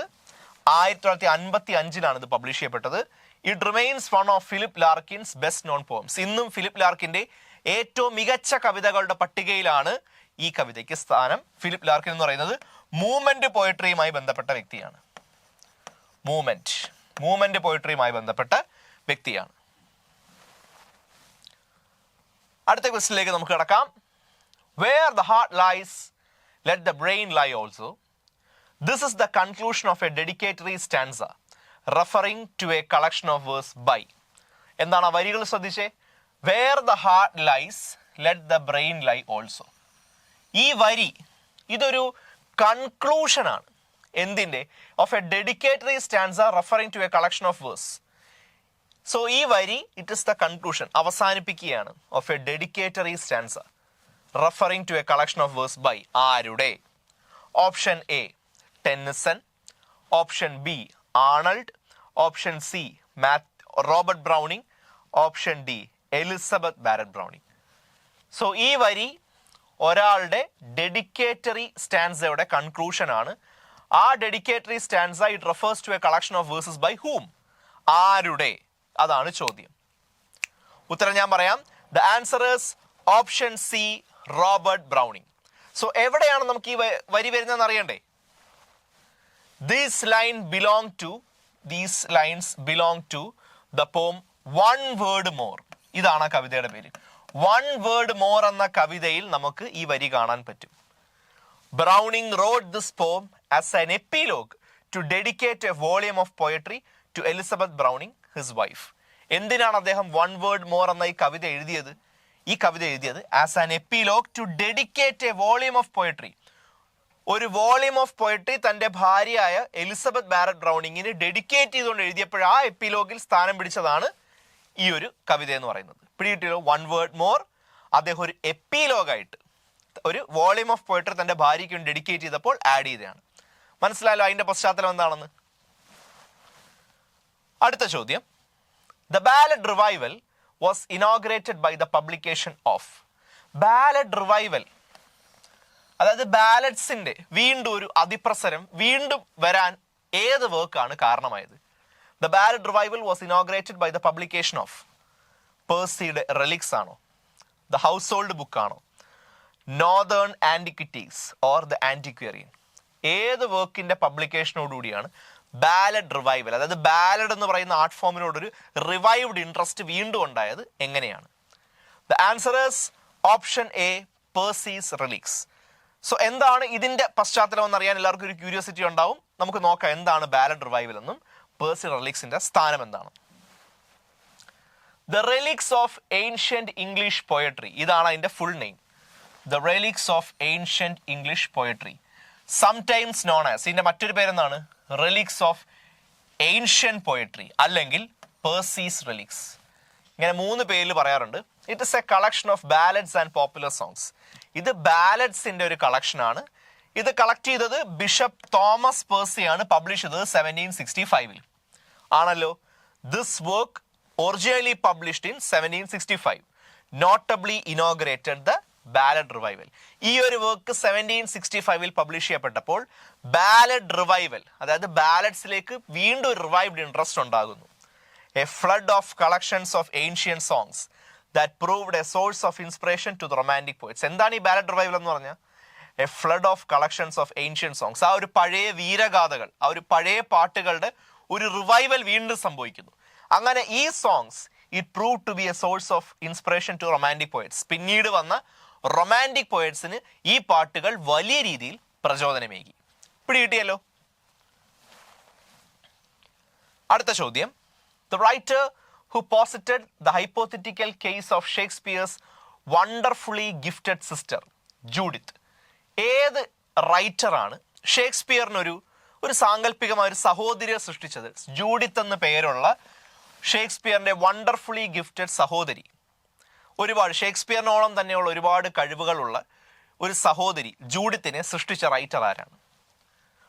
Option A Dorothy Parker, option B Daisy Miller, option C Vanessa Bell, option D Virginia Woolf. ഈ 4 പേരിൽ ആരാണ് ഷേക്സ്പിയറിന് ഒരു ഹൈപ്പോത്തറ്റിക്കൽ സിസ്റ്റർ ജൂഡിത്തിനെ ക്രിയേറ്റ് ചെയ്തത്? എല്ലാവർക്കും അറിയാവുന്ന കാര്യമാണ്. The answer is option D Virginia Woolf. Virginia Woolf ഇത് എവിടെയാണ് ക്രിയേറ്റ് ചെയ്തത്? In the essay Shakespeare's sister. Shakespeare sister എന്ന എസ്സേയിൽ Virginia Woolf ask and explores the basic question. ഈ എസ്സേയിൽ തന്നെ വെർജീനിയ വുൾഫ് ചോദിക്കുന്ന ചോദ്യം ഇതാണ്: why women did not write poetry in the Elizabethan age? Elizabethan ഏജിൽ കഴിവുള്ള സ്ത്രീകൾ ആരും ഇല്ലായിരുന്നു, എന്തേ സ്ത്രീകൾ ആരും എഴുതിയില്ല? അതിന്റെ കാരണങ്ങൾ അന്വേഷിച്ച് പോവുകയാണ് ഷേക്സ്പിയർ സിസ്റ്റർ എന്ന് പറയുന്ന ഈ എസ്സേയിൽ. അവിടെയാണ് ഷേക്സ്പിയർ ഒരു ഇമാജിനറി സിസ്റ്ററിനെ ക്രിയേറ്റ് ചെയ്യുന്ന. പേര് ജൂഡിത്ത് ഷേക്സ്പിയർ. അടുത്ത ചോദ്യം: a verb or sentence that cannot take a direct object is said to be. So ഒരു വേർബിനെയോ അല്ലെങ്കിൽ ഒരു സെന്റൻസ് അതിനൊരു ഡയറക്റ്റ് ഓബ്ജക്റ്റ് എടുക്കാൻ കഴിയില്ലെങ്കിൽ അതിനെ നമ്മൾ എന്ത് വിളിക്കും? എന്ത് വേർബ് അല്ലെ എന്ത് സെന്റൻസ് എന്ന് വിളിക്കും? Option A transitive, option B intransitive, option C intrinsic, option D invariable. എന്താണ് നമ്മൾ അതിനെ വിളിക്കുന്നത്? The answer is option B intransitive. എന്തുകൊണ്ട്? ബിക്കോസ് ആൻ ഇൻട്രാൻസിറ്റീവ് വേർബ് എന്ന് പറഞ്ഞാൽ എന്താ? ആൻ ഇൻട്രാൻസിറ്റീവ് വേർബ് എന്ന് പറഞ്ഞാൽ a verb that doesn't require a direct object. ഒരു ഡയറക്റ്റ് ഓബ്ജക്റ്റ് ആവശ്യമില്ലാത്ത വേർബിനെയാണ് നമ്മൾ ഇൻട്രാൻസിറ്റീവ് വേർബ് എന്ന് പറയുന്നത്. ഫോർ എക്സാമ്പിൾ ഒരു നൗൺ ആവാം, പ്രോണൗൺ ആവാം, നൗൺ ഫ്രേസും ആവാം.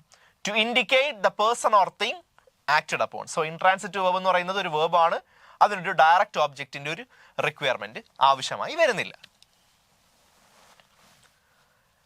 അടുത്ത ചോദ്യം: Piers Plowman. Piers the Plowman ഈ കവിത ആരെഴുതിയതാണ്? മറ്റൊരു direct question. Option A Bunyan, option B Campion, option C Langland, option D Pope. വളരെ ലളിതമായ ചോദ്യമാണ്. അതിന്റെ ഉത്തരം option C Langland. William Langland ആണ് പിയേഴ്സ് പ്ലോമാൻ എന്ന പേരുള്ള ഒരു കവിത എഴുതിയത്. ആ കവിതയെക്കുറിച്ച് പറയാനാണെങ്കിൽ ഇതൊരു മിഡിൽ ഇംഗ്ലീഷ് അലഗറിക്കൽ നറേറ്റീവ് പോമാണ്. ഇത് വില്യം ലാംഗ്ലാൻഡ് ആണ് എഴുതിയത്. ആ കവിതയെക്കുറിച്ച് കൂടുതൽ ഡീറ്റെയിൽ ആയിട്ട് പറയേണ്ട കാര്യമില്ല. ഇത് ഇത്രയും ഓർത്ത് വെച്ചാൽ മതി. ഇതൊരു മിഡിൽ ഇംഗ്ലീഷ് സ്പീഡിൽ എഴുതപ്പെട്ട ഒരു അലഗോറിക്, ഒരു ഡ്രീം അലഗറിയിൽ പെടുന്ന ഒരു കവിതയാണ് പിയേഴ്സ് ദ പ്ലോമാൻ. അടുത്ത ചോദ്യം: Madame Bovary is a work by the dash author dash. അയാളുടെ നാഷണാലിറ്റി, അയാളുടെ ഭാഷയും ആരുമാണെന്നും ചോദിച്ചിട്ടുണ്ട്. സോ മാഡം ബോവറി എഴുതിയത് ഫ്രഞ്ച് റൈറ്ററായ വിക്ടർ ഹ്യൂഗോ ആണോ, അതോ റഷ്യൻ റൈറ്ററായ ലിയോ ടോൾസ്റ്റോയ് ആണോ? ഫ്രഞ്ച് റൈറ്ററായ ഫ്ലോബർട്ട് ആണോ, അതോ റഷ്യൻ റൈറ്ററായ ദസ്തവ്സ്കി ആണോ? ആരാണ് മാഡം ബോവറി എഴുതിയത്? അറിയാലോ, മാഡം ബോവറി എന്ന് പറയുന്നത് ലോക സാഹിത്യത്തിൽ തന്നെ ഒരുപാട് ആൾക്കാർ വായിച്ചിട്ടുള്ള, ഏറ്റവും കൂടുതൽ വായിക്കപ്പെട്ടിട്ടുള്ള ഒരു നോവൽസിൽ ഒന്നാണ്. And it is written by French writer Gustave Flaubert. ഫ്ലോബർട്ടിന്റെ നോവലാണ് Madame Bovary. Madame Bovary is a novel by French writer Gustave Flaubert published in 1856. 1856 publish ചെയ്ത നോവലാണ് മാഡം ബോവറി. അടുത്ത ചോദ്യം: Salman Rushdie's latest novel published in 2023. 2023 Salman Rushdie എഴുതിയ നോവൽ ഏതാണ്? Option A Quichotte, option B Joseph Anton, option C Victory City, option D Luka and the Fire of Life. Salman Rushdie 2023 publish ചെയ്ത novel ഏതാണ്? The answer is option C Victory City. Victory സിറ്റിയാണ് ഉത്തരം. സൽമാൻ റഷ്ദി 2023 എഴുതിയ നോവലാണ് victory city എന്ന് പറയുന്നത്. Victory city is a novel by Salman Rushdie published in February 2023. It is Rushdie's 15th novel. അതും കൂടെ ഓർത്തു വെച്ചു. അദ്ദേഹത്തിന്റെ 15ാമത്തെ നോവലാണ് victory city. Next, The Murdstones in David Copperfield are. David Copperfield എന്ന നോവലിലെ മേർഡ്സ്റ്റോൺസ് ആരാണ്?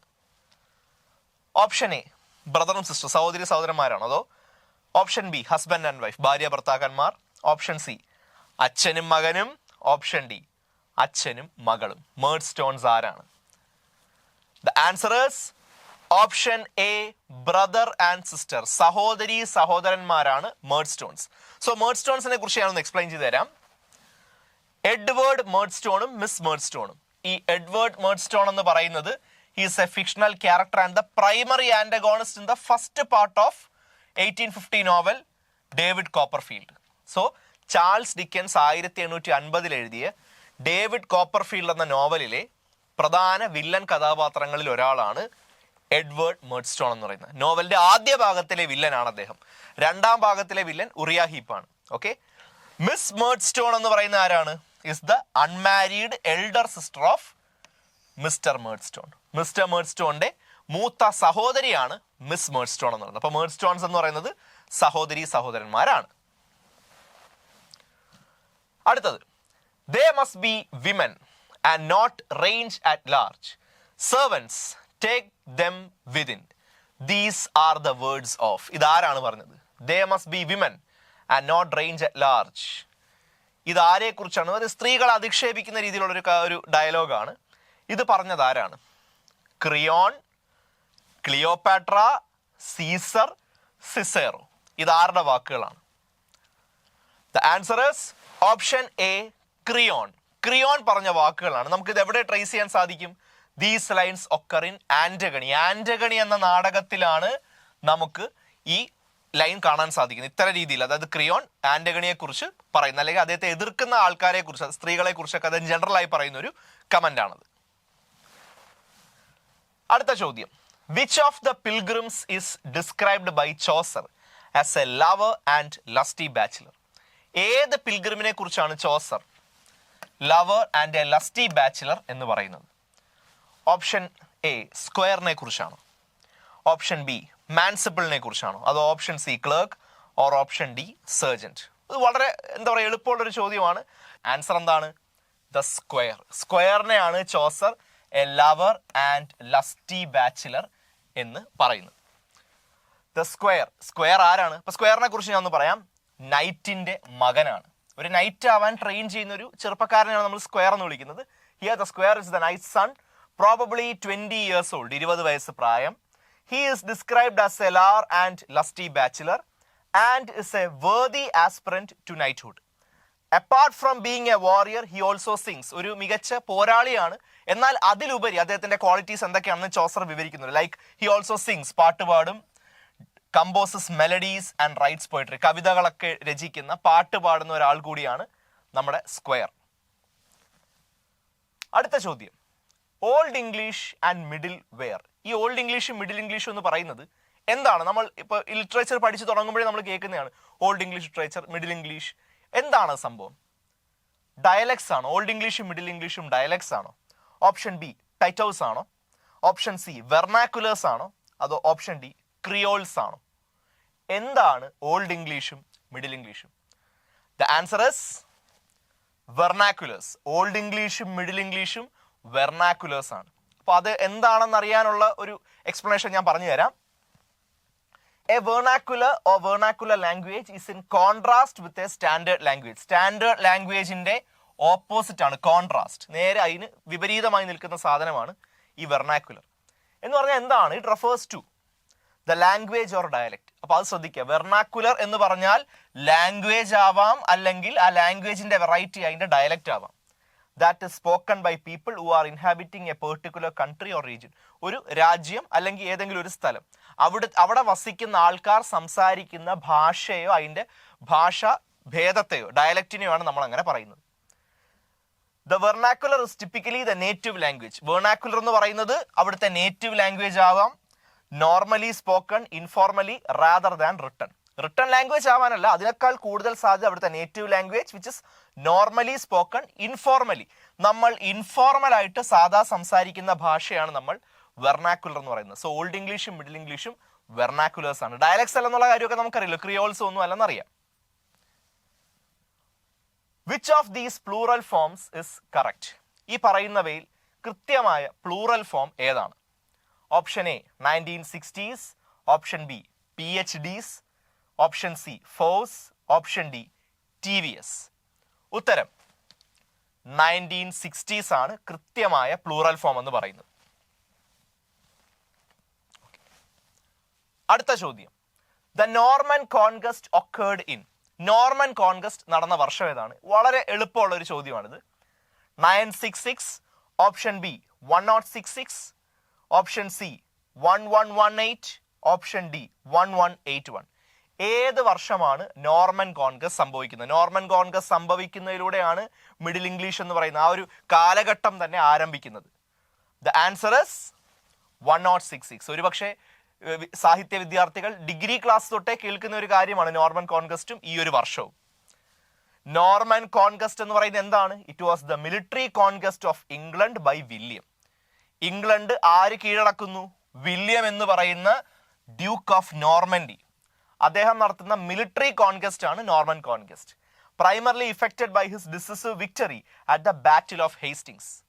പിടിയിട്ടില്ല. അപ്പൊ എന്താണ് നോർമൻ കോൺകസ്റ്റ് എന്ന് പറയുന്നത്? നോർമൻ കോൺകസ്റ്റ് എന്ന് പറയുന്നത് ഇംഗ്ലണ്ടിന്റെ കോൺകസ്റ്റ് ആണ്, നടത്തിയത് വില്യം ഡ്യൂക്ക് ഓഫ് നോർമൻഡി. ഏത് വർഷമാണ്? 1066. ഓക്കെ, ദിവസം ഓർത്ത് വെച്ചോ, ഒക്ടോബർ 14. ചിലപ്പോൾ ഇനി അത്തരം ചോദ്യങ്ങളും വരാൻ സാധ്യതയുണ്ട്. അടുത്ത ചോദ്യം, who was described as an upstart crow beautified with our feathers. ആരെ കുറിച്ച് എന്ന് പറയുന്നില്ല, ഹു വാസ് ഡിസ്ക്രൈബ്ഡ് ആസ്, ആരെ കുറിച്ചാണ് ഇത്തരം ഒരു പരാമർശം നടത്തിയെന്നാണ് ചോദ്യം. സിമ്പിൾ ക്വസ്റ്റ്യൻ ആണ്. ഓപ്ഷൻ എ ചോസറിനെ കുറിച്ചാണോ? Option B Shakespeare, option C Churchill, option D Russell. വളരെ സിമ്പിൾ ക്വസ്റ്റ്യൻ ആണ്. The answer is option B Shakespeare. ഷേക്സ്പിയറിനെ കുറിച്ചാണ് ഒരാൾ ഇത്തരം ഒരു പരാമർശം നടത്തുന്നത്.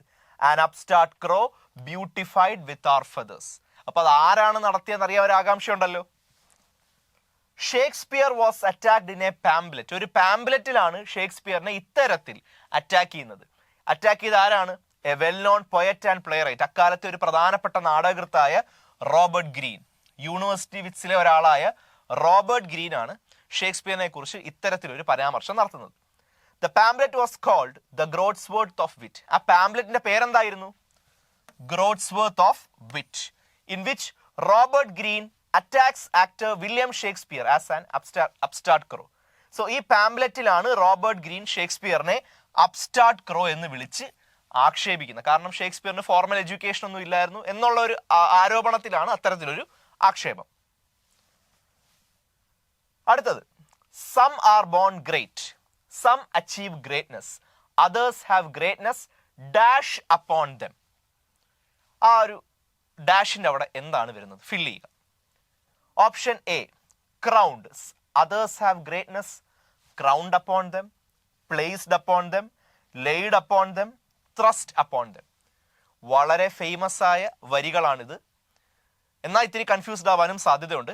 ഇതിന്റെ ഉത്തരം option D thrust. Some are born great, some achieve greatness, others have greatness thrust upon them. So ഇതെവിടെയാണ്, ആരാണ് പറയുന്നതെന്ന് അറിയണ്ടേ? Some are born great, some achieve greatness, and some have greatness thrust upon them is used in. ഇതെവിടെ നമുക്ക് കാണാം? Act 2 scene 5 Tempest എന്ന നാടകത്തിൽ നമുക്ക് കാണാൻ സാധിക്കും. ഷേക്സ്പിയറിന്റെ വളരെ ഫേമസ് ആയ റൊമാൻറ്റിക് കോമഡിയാണ് ട്വൽത്ത് നൈറ്റ്. ഈ നാടകത്തിന്റെ രണ്ടാമത്തെ ആക്ടിൽ 5ാമത്തെ സീനിലാണ് ഈ വരികൾ നമുക്ക് കാണാൻ സാധിക്കുന്നത്. അടുത്ത ചോദ്യം, The falcon cannot hear the falconer is a line that occurs in a poem by. The falcon cannot hear the falconer എന്ന ഈ വരി ആരുടെ കവിതയിലാണ് നമുക്ക് കാണാൻ സാധിക്കുന്നത്? Option A W.B. Yeats, option B G.M. Hopkins, option C Tom Gunn, option D Emily Dickinson. ആരുടെ കവിതയിലാണ് നമുക്ക് The falcon cannot hear the falconer? വളരെ പാത്ത് ബ്രേക്കിംഗ് ആയ ഒരു കവിതയിലെ വരികളാണിത്. The answer is option A, W.B. Yeats. 20th സെഞ്ചുറിയിലെ വളരെ പ്രധാനപ്പെട്ട ഒരു സിഗ്നിഫിക്കന്റ് കവിയാണ് W.B. Yeats. അദ്ദേഹത്തിന്റെ ഏത് കവിതയിലാണ് നമുക്ക് കാണാൻ സാധിക്കുന്നത്? The line, the falcon cannot hear the falconer in the second coming. Second coming എന്ന കവിതയിലാണ് നമുക്കിത് കാണാൻ സാധിക്കുന്നത്. W.B. Yeatsന്റെ വളരെ പ്രധാനപ്പെട്ട ഒരു കവിതയാണ് The Second Coming. ഈ വരികൾ കൊണ്ട് എന്താ അർത്ഥമാക്കുന്നത് നമുക്ക് നോക്കാം. It represents how the ordinary people are no longer paying heed to the old social and political system. ഇവിടെ ഇത്രയും കാലം നിലനിന്ന എസ്റ്റാബ്ലിഷ്ഡ് ആയ സോഷ്യോ പൊളിറ്റിക്കൽ സിസ്റ്റത്തിനോട് ഇന്നത്തെ ജനങ്ങൾ മുഖം തിരിച്ചു നിൽക്കുന്നു, അവർ അതിനെ ശ്രദ്ധിക്കുന്നില്ല, അതിന് വില കൊടുക്കുന്നില്ല എന്നൊരു ആക്ഷേപമാണ് ഈ ഒരു വരികളിലൂടെ W.B. Yeats മുന്നോട്ട് വെക്കുന്നത്. അടുത്ത ചോദ്യം, Kurtz is a character in option A Lord Jim, option B Heart of Darkness, option C Tender is the Night, option D Heard Melodies. ഏത് നോവലിലെ കഥാപാത്രമാണ് കേർട്സ്? വളരെ സിമ്പിൾ ചോദ്യമാണ്. ഉത്തരം Kurtz is a character in option B Heart of Darkness. Heart of Darkness എന്ന നോവലിലെ കഥാപാത്രമാണ്. ആ കഥാപാത്രത്തെ കുറിച്ച് കൂടുതൽ പറയാനാണെങ്കിൽ he is a central fictional character in Joseph Conrad's 1899 novel Heart of Darkness. Joseph Conrad 1899 എഴുതിയ ഹാർട്ട് ഓഫ് ഡാർക്ക്നെസ് എന്ന നോവലിലെ ഒരു പ്രധാന കഥാപാത്രമാണ്. കേർട്സിനെ അന്വേഷിച്ച് ചാൾസ് മാർലോ നടത്തുന്ന യാത്ര കൂടിയാണ് ഈ നോവൽ. അടുത്ത ചോദ്യം, passing off another person's words, ideas or work as one's own in academic writing is. So നമ്മൾ ലിറ്ററേച്ചറിൽ നിന്ന് മാറി അക്കാഡമിക് റൈറ്റിംഗിലേക്ക് വന്നിട്ടുണ്ട്. അപ്പൊ പാസിംഗ് ഓഫ് മറ്റൊരാളുടെ വാക്കുകൾ, ആശയങ്ങൾ അതെല്ലാം സ്വന്തമാണെന്നുള്ള ഒരു വരുത്തി തീർക്കലുണ്ടല്ലോ, അതിനെ അക്കാഡമിക് റൈറ്റിംഗിൽ നമ്മൾ എന്ത് പറയും? ഓപ്ഷൻ എ പാരാഫ്രൈസിംഗ് എന്നാണോ പറയുന്നത്? Option B plagiarism, option C research, option D faction. വളരെ വളരെ പ്രസിദ്ധമായ ഒരു വാക്കാണത്. അക്കാഡമിക് റൈറ്റിംഗിൽ നിൽക്കുന്ന ആർക്കും ഈ ഒരു വാക്കിനെ കുറിച്ച് നല്ല അറിവുണ്ടാകും. മറ്റൊരാളുടെ സൃഷ്ടി, മറ്റൊരാളുടെ ആശയങ്ങൾ നമ്മൾ സ്വന്തമാണെന്ന് സ്ഥാപിക്കുന്നതിന് നമ്മൾ പറയുന്നത് plagiarism. Option B plagiarism is the correct answer. So plagiarism എന്താണെന്ന് ഞാൻ പറയാം. It means presenting work or ideas from another source as your own. മറ്റൊരു സോഴ്സിൽ നിന്ന് ആശയങ്ങളും കാര്യങ്ങളും നിങ്ങൾ കടമെടുക്കുന്നു, എന്നാൽ അതിന് തക്കതായ ക്രെഡിറ്റ് കൊടുത്തില്ലെങ്കിൽ അതെന്താണ്? കോപ്പിയടി തന്നെയാണ്. With or without consent of the original author by incorporating it into your work without full acknowledgement is plagiarism. കണ്ടില്ലേ, നമ്മൾ മറ്റൊരു സോഴ്സിൽ നിന്ന് ആശയങ്ങളും മറ്റു കാര്യങ്ങളും നമ്മൾ കൈക്കൊള്ളുന്നു, എന്നിട്ട് അത് നമ്മുടേതാണെന്ന് പറഞ്ഞ് സ്ഥാപിക്കുന്നു, അതിനെ അക്നോളജ് ചെയ്യുന്നതേ ഇല്ലെങ്കിൽ അതിനെ വിളിക്കുന്നതാണ് പ്ലേജിയറിസം. അടുത്ത ചോദ്യം, the father of Elizabeth first. Okay, Elizabeth ഫസ്റ്റിന്റെ പിതാവ് ആരാണ്? Henry second, Henry 5, Henry 6, Henry 8. ആരാണ് എലിസബത്ത് ഫസ്റ്റിന്റെ പിതാവ്? ആരാണ്? Henry second, 5, 6, 8. വളരെ എളുപ്പമുള്ളൊരു ഉത്തരമാണ് ഇതിനുള്ളത്. The answer is Henry 8. Henry 8ന്റെ മകളാണ് Elizabeth first. Elizabeth first was, ആരാണ് എലിസബത്ത് ഫസ്റ്റ് എന്ന് ഞാൻ പറയാം. The queen of England and Ireland from 1558 until her death in 1603. അറിയാലോ നിങ്ങൾക്ക്, ട്യൂഡർ ഡൈനസ്റ്റിയെ കുറിച്ച് നമുക്ക് നല്ല രീതിയിൽ അറിവുണ്ടെങ്കിൽ ഇത് അറിയേണ്ട കാര്യമാണ്. Elizabeth first queen of England ആയിരുന്നു അയർലൻഡിലെ 1558 തൊട്ട് 1603 വരെ.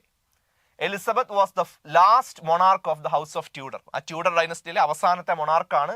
And she is sometimes referred to as the virgin queen. Elizabeth ഫസ്റ്റിനെയാണ് നമ്മൾ വെർജിൻ ക്വീൻ എന്ന് പറയാറുള്ളത്. Elizabeth was the daughter of, ആരുടെ മകളാണ്? ഹെൻറി 8ന്റെയും ആൻ ബോളിന്റെയും. ആൻ ബോളിൻ ആരാണ്? ഹെൻറി 8ന്റെ സെക്കൻഡ് വൈഫാണ്. കിട്ടിയല്ലോ. അപ്പോൾ എലിസബത്ത് ഫസ്റ്റിനെ കുറിച്ചും നമുക്കൊരു ഐഡിയ കിട്ടി, പേരൻസിനെ കുറിച്ചും ഒരു ഐഡിയ കിട്ടി. Next, a game of chess is the title of a section of a long poem by. Game of chess എന്ന് പറയുന്നത് ഒരു വലിയ കവിതയിലെ ഒരു സെക്ഷന്റെ പേരാണ്. ഏതാണ് ആ വലിയ കവിത? Option A T.S. Eliot, option B S.T. Coleridge, option C Robert Frost, option D Robert Southey. So ആരുടെ കവിതയിലെ സെക്ഷനാണ് എ ഗെയിം ഓഫ് ചെസ്? നമുക്കറിയാം, മോഡേണിസ്റ്റ് മൂവ്മെന്റിലെ വളരെ പാത്ത് ബ്രേക്കിംഗ് ആയ വളരെ പ്രധാനപ്പെട്ട ഒരു കവിതയാണ് ഇവിടെ ചോദ്യത്തിൽ വന്നിരിക്കുന്നത്. The answer is option A T.S. Eliot. ഞാൻ പറയാതെ തന്നെ നിങ്ങൾക്കറിയാം, T.S. എലിയറ്റിന്റെ ഏറ്റവും പ്രസിദ്ധമായ കവിതയാണ് ദ വേസ്റ്റ് ലാൻഡ്. വേസ്റ്റ് ലാൻഡിലെ ഒരു സെക്ഷന്റെ പേരാണ് എ ഗെയിം ഓഫ് ചെസ്. കൂടുതൽ വിശദമായി പറയണമെങ്കിൽ the waste land section 2, waste land എന്ന കവിതയിലെ രണ്ടാമത്തെ സെക്ഷനാണ് a game of chess. Okay, രണ്ടാമത്തെ സെക്ഷന്റെ പേരാണ് എ ഗെയിം ഓഫ് ചെസ്. അടുത്ത ചോദ്യം, the theatre known for its association with WBH.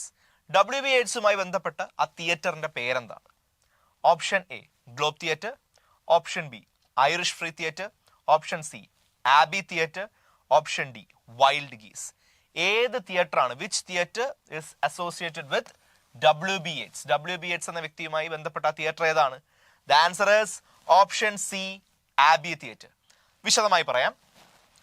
The Abbey തിയേറ്ററിന് മറ്റൊരു പേരുണ്ട്, also known as national theatre of Ireland. Abbey തിയേറ്ററിന് നമ്മൾ നാഷണൽ തിയേറ്റർ ഓഫ് അയർലൻഡ് എന്ന് നമ്മൾ പറയാറുണ്ട്. It was associated with the writers of the Irish literary revival. WBH മാത്രമല്ല, അദ്ദേഹം ഒരു പ്രധാനപ്പെട്ട വ്യക്തിയാണ്. ഐറിഷ് ലിറ്റററി റിവൈവൽ എന്ന മൂവ്മെന്റുമായി ബന്ധപ്പെട്ട എല്ലാ എഴുത്തുകാരുമായും ചേർന്ന് നിൽക്കുന്ന ഒരു തിയേറ്ററാണ് ഈ Abbey theatre. It served as a nursery for many of the leading Irish playwrights. പ്രധാനപ്പെട്ട എല്ലാ ഐറിഷ് നാടകൃത്തുക്കളുടെയും അവർ പിച്ച വെച്ച് തുടങ്ങിയത് അവിടുന്നാണ്. ഇൻക്ലൂഡിങ് ആരൊക്കെ ഉണ്ട് അതിൽ? ഈ പറഞ്ഞ പോലെ WBH ഉണ്ട്, Lady Gregory, Sean O'Casey, John Millington Synge, നമ്മുടെ JM Synge, as well as leading actors. ഒരുപാട് പ്രധാനപ്പെട്ട അഭിനേതാക്കളുടെയും ഒരു അഭിനയ കളരിയായിരുന്നു ആബി തിയേറ്റർ.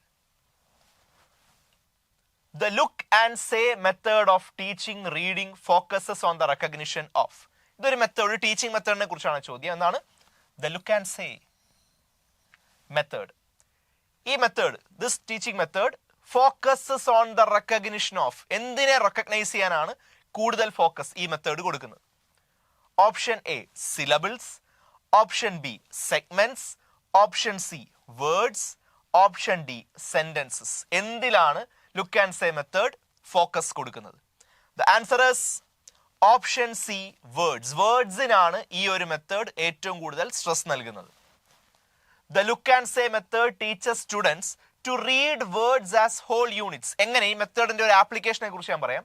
ഈ ഒരു മെത്തേഡിൽ കുട്ടികളെ ഈ മെത്തേഡ് പ്രേരിപ്പിക്കുന്നത് to teach words as whole units rather than breaking the word down into individual letters or group of letters. ഒരു വാക്കിനെ അതിനെ ഒരു ഇൻഡിവിജ്വൽ യൂണിറ്റ് ആയിട്ട് കണക്കാക്കാനാണ് ഈ ഒരു മെത്തേഡ് കുട്ടികളെ എക്വിപ്പ് ചെയ്യുന്നത്.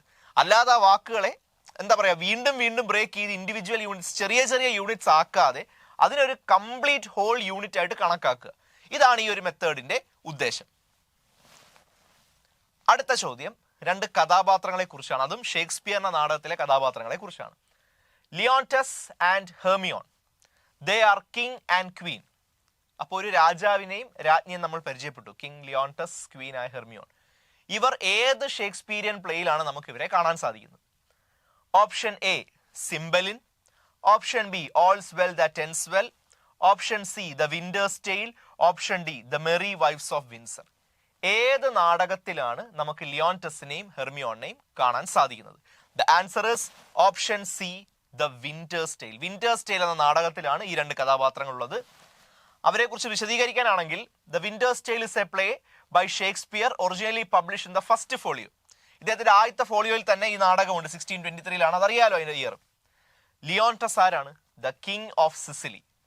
ആൻഡ് ഹെർമിയോൺ അവിടുത്തെ queen, the virtuous and beautiful queen of Sicily. അപ്പോൾ ലിയോണ്ടസും ഹെർമിയോണും അവർ സിസിലിയിലെ രാജാവും രാജ്ഞിയുമാണ്.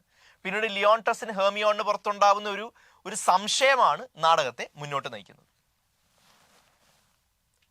അടുത്ത ചോദ്യം, the first masterpiece of modernism in English. വളരെ കൺഫ്യൂസിങ് ആയ ഒരു ചോദ്യമാണിത്. മോഡേണിസം, അത് ഇംഗ്ലീഷ് മോഡേണിസത്തിലെ ആദ്യത്തെ പ്രധാനപ്പെട്ട വർക്ക്, ഒരു മാസ്റ്റർ പീസ് ഏതാണ്?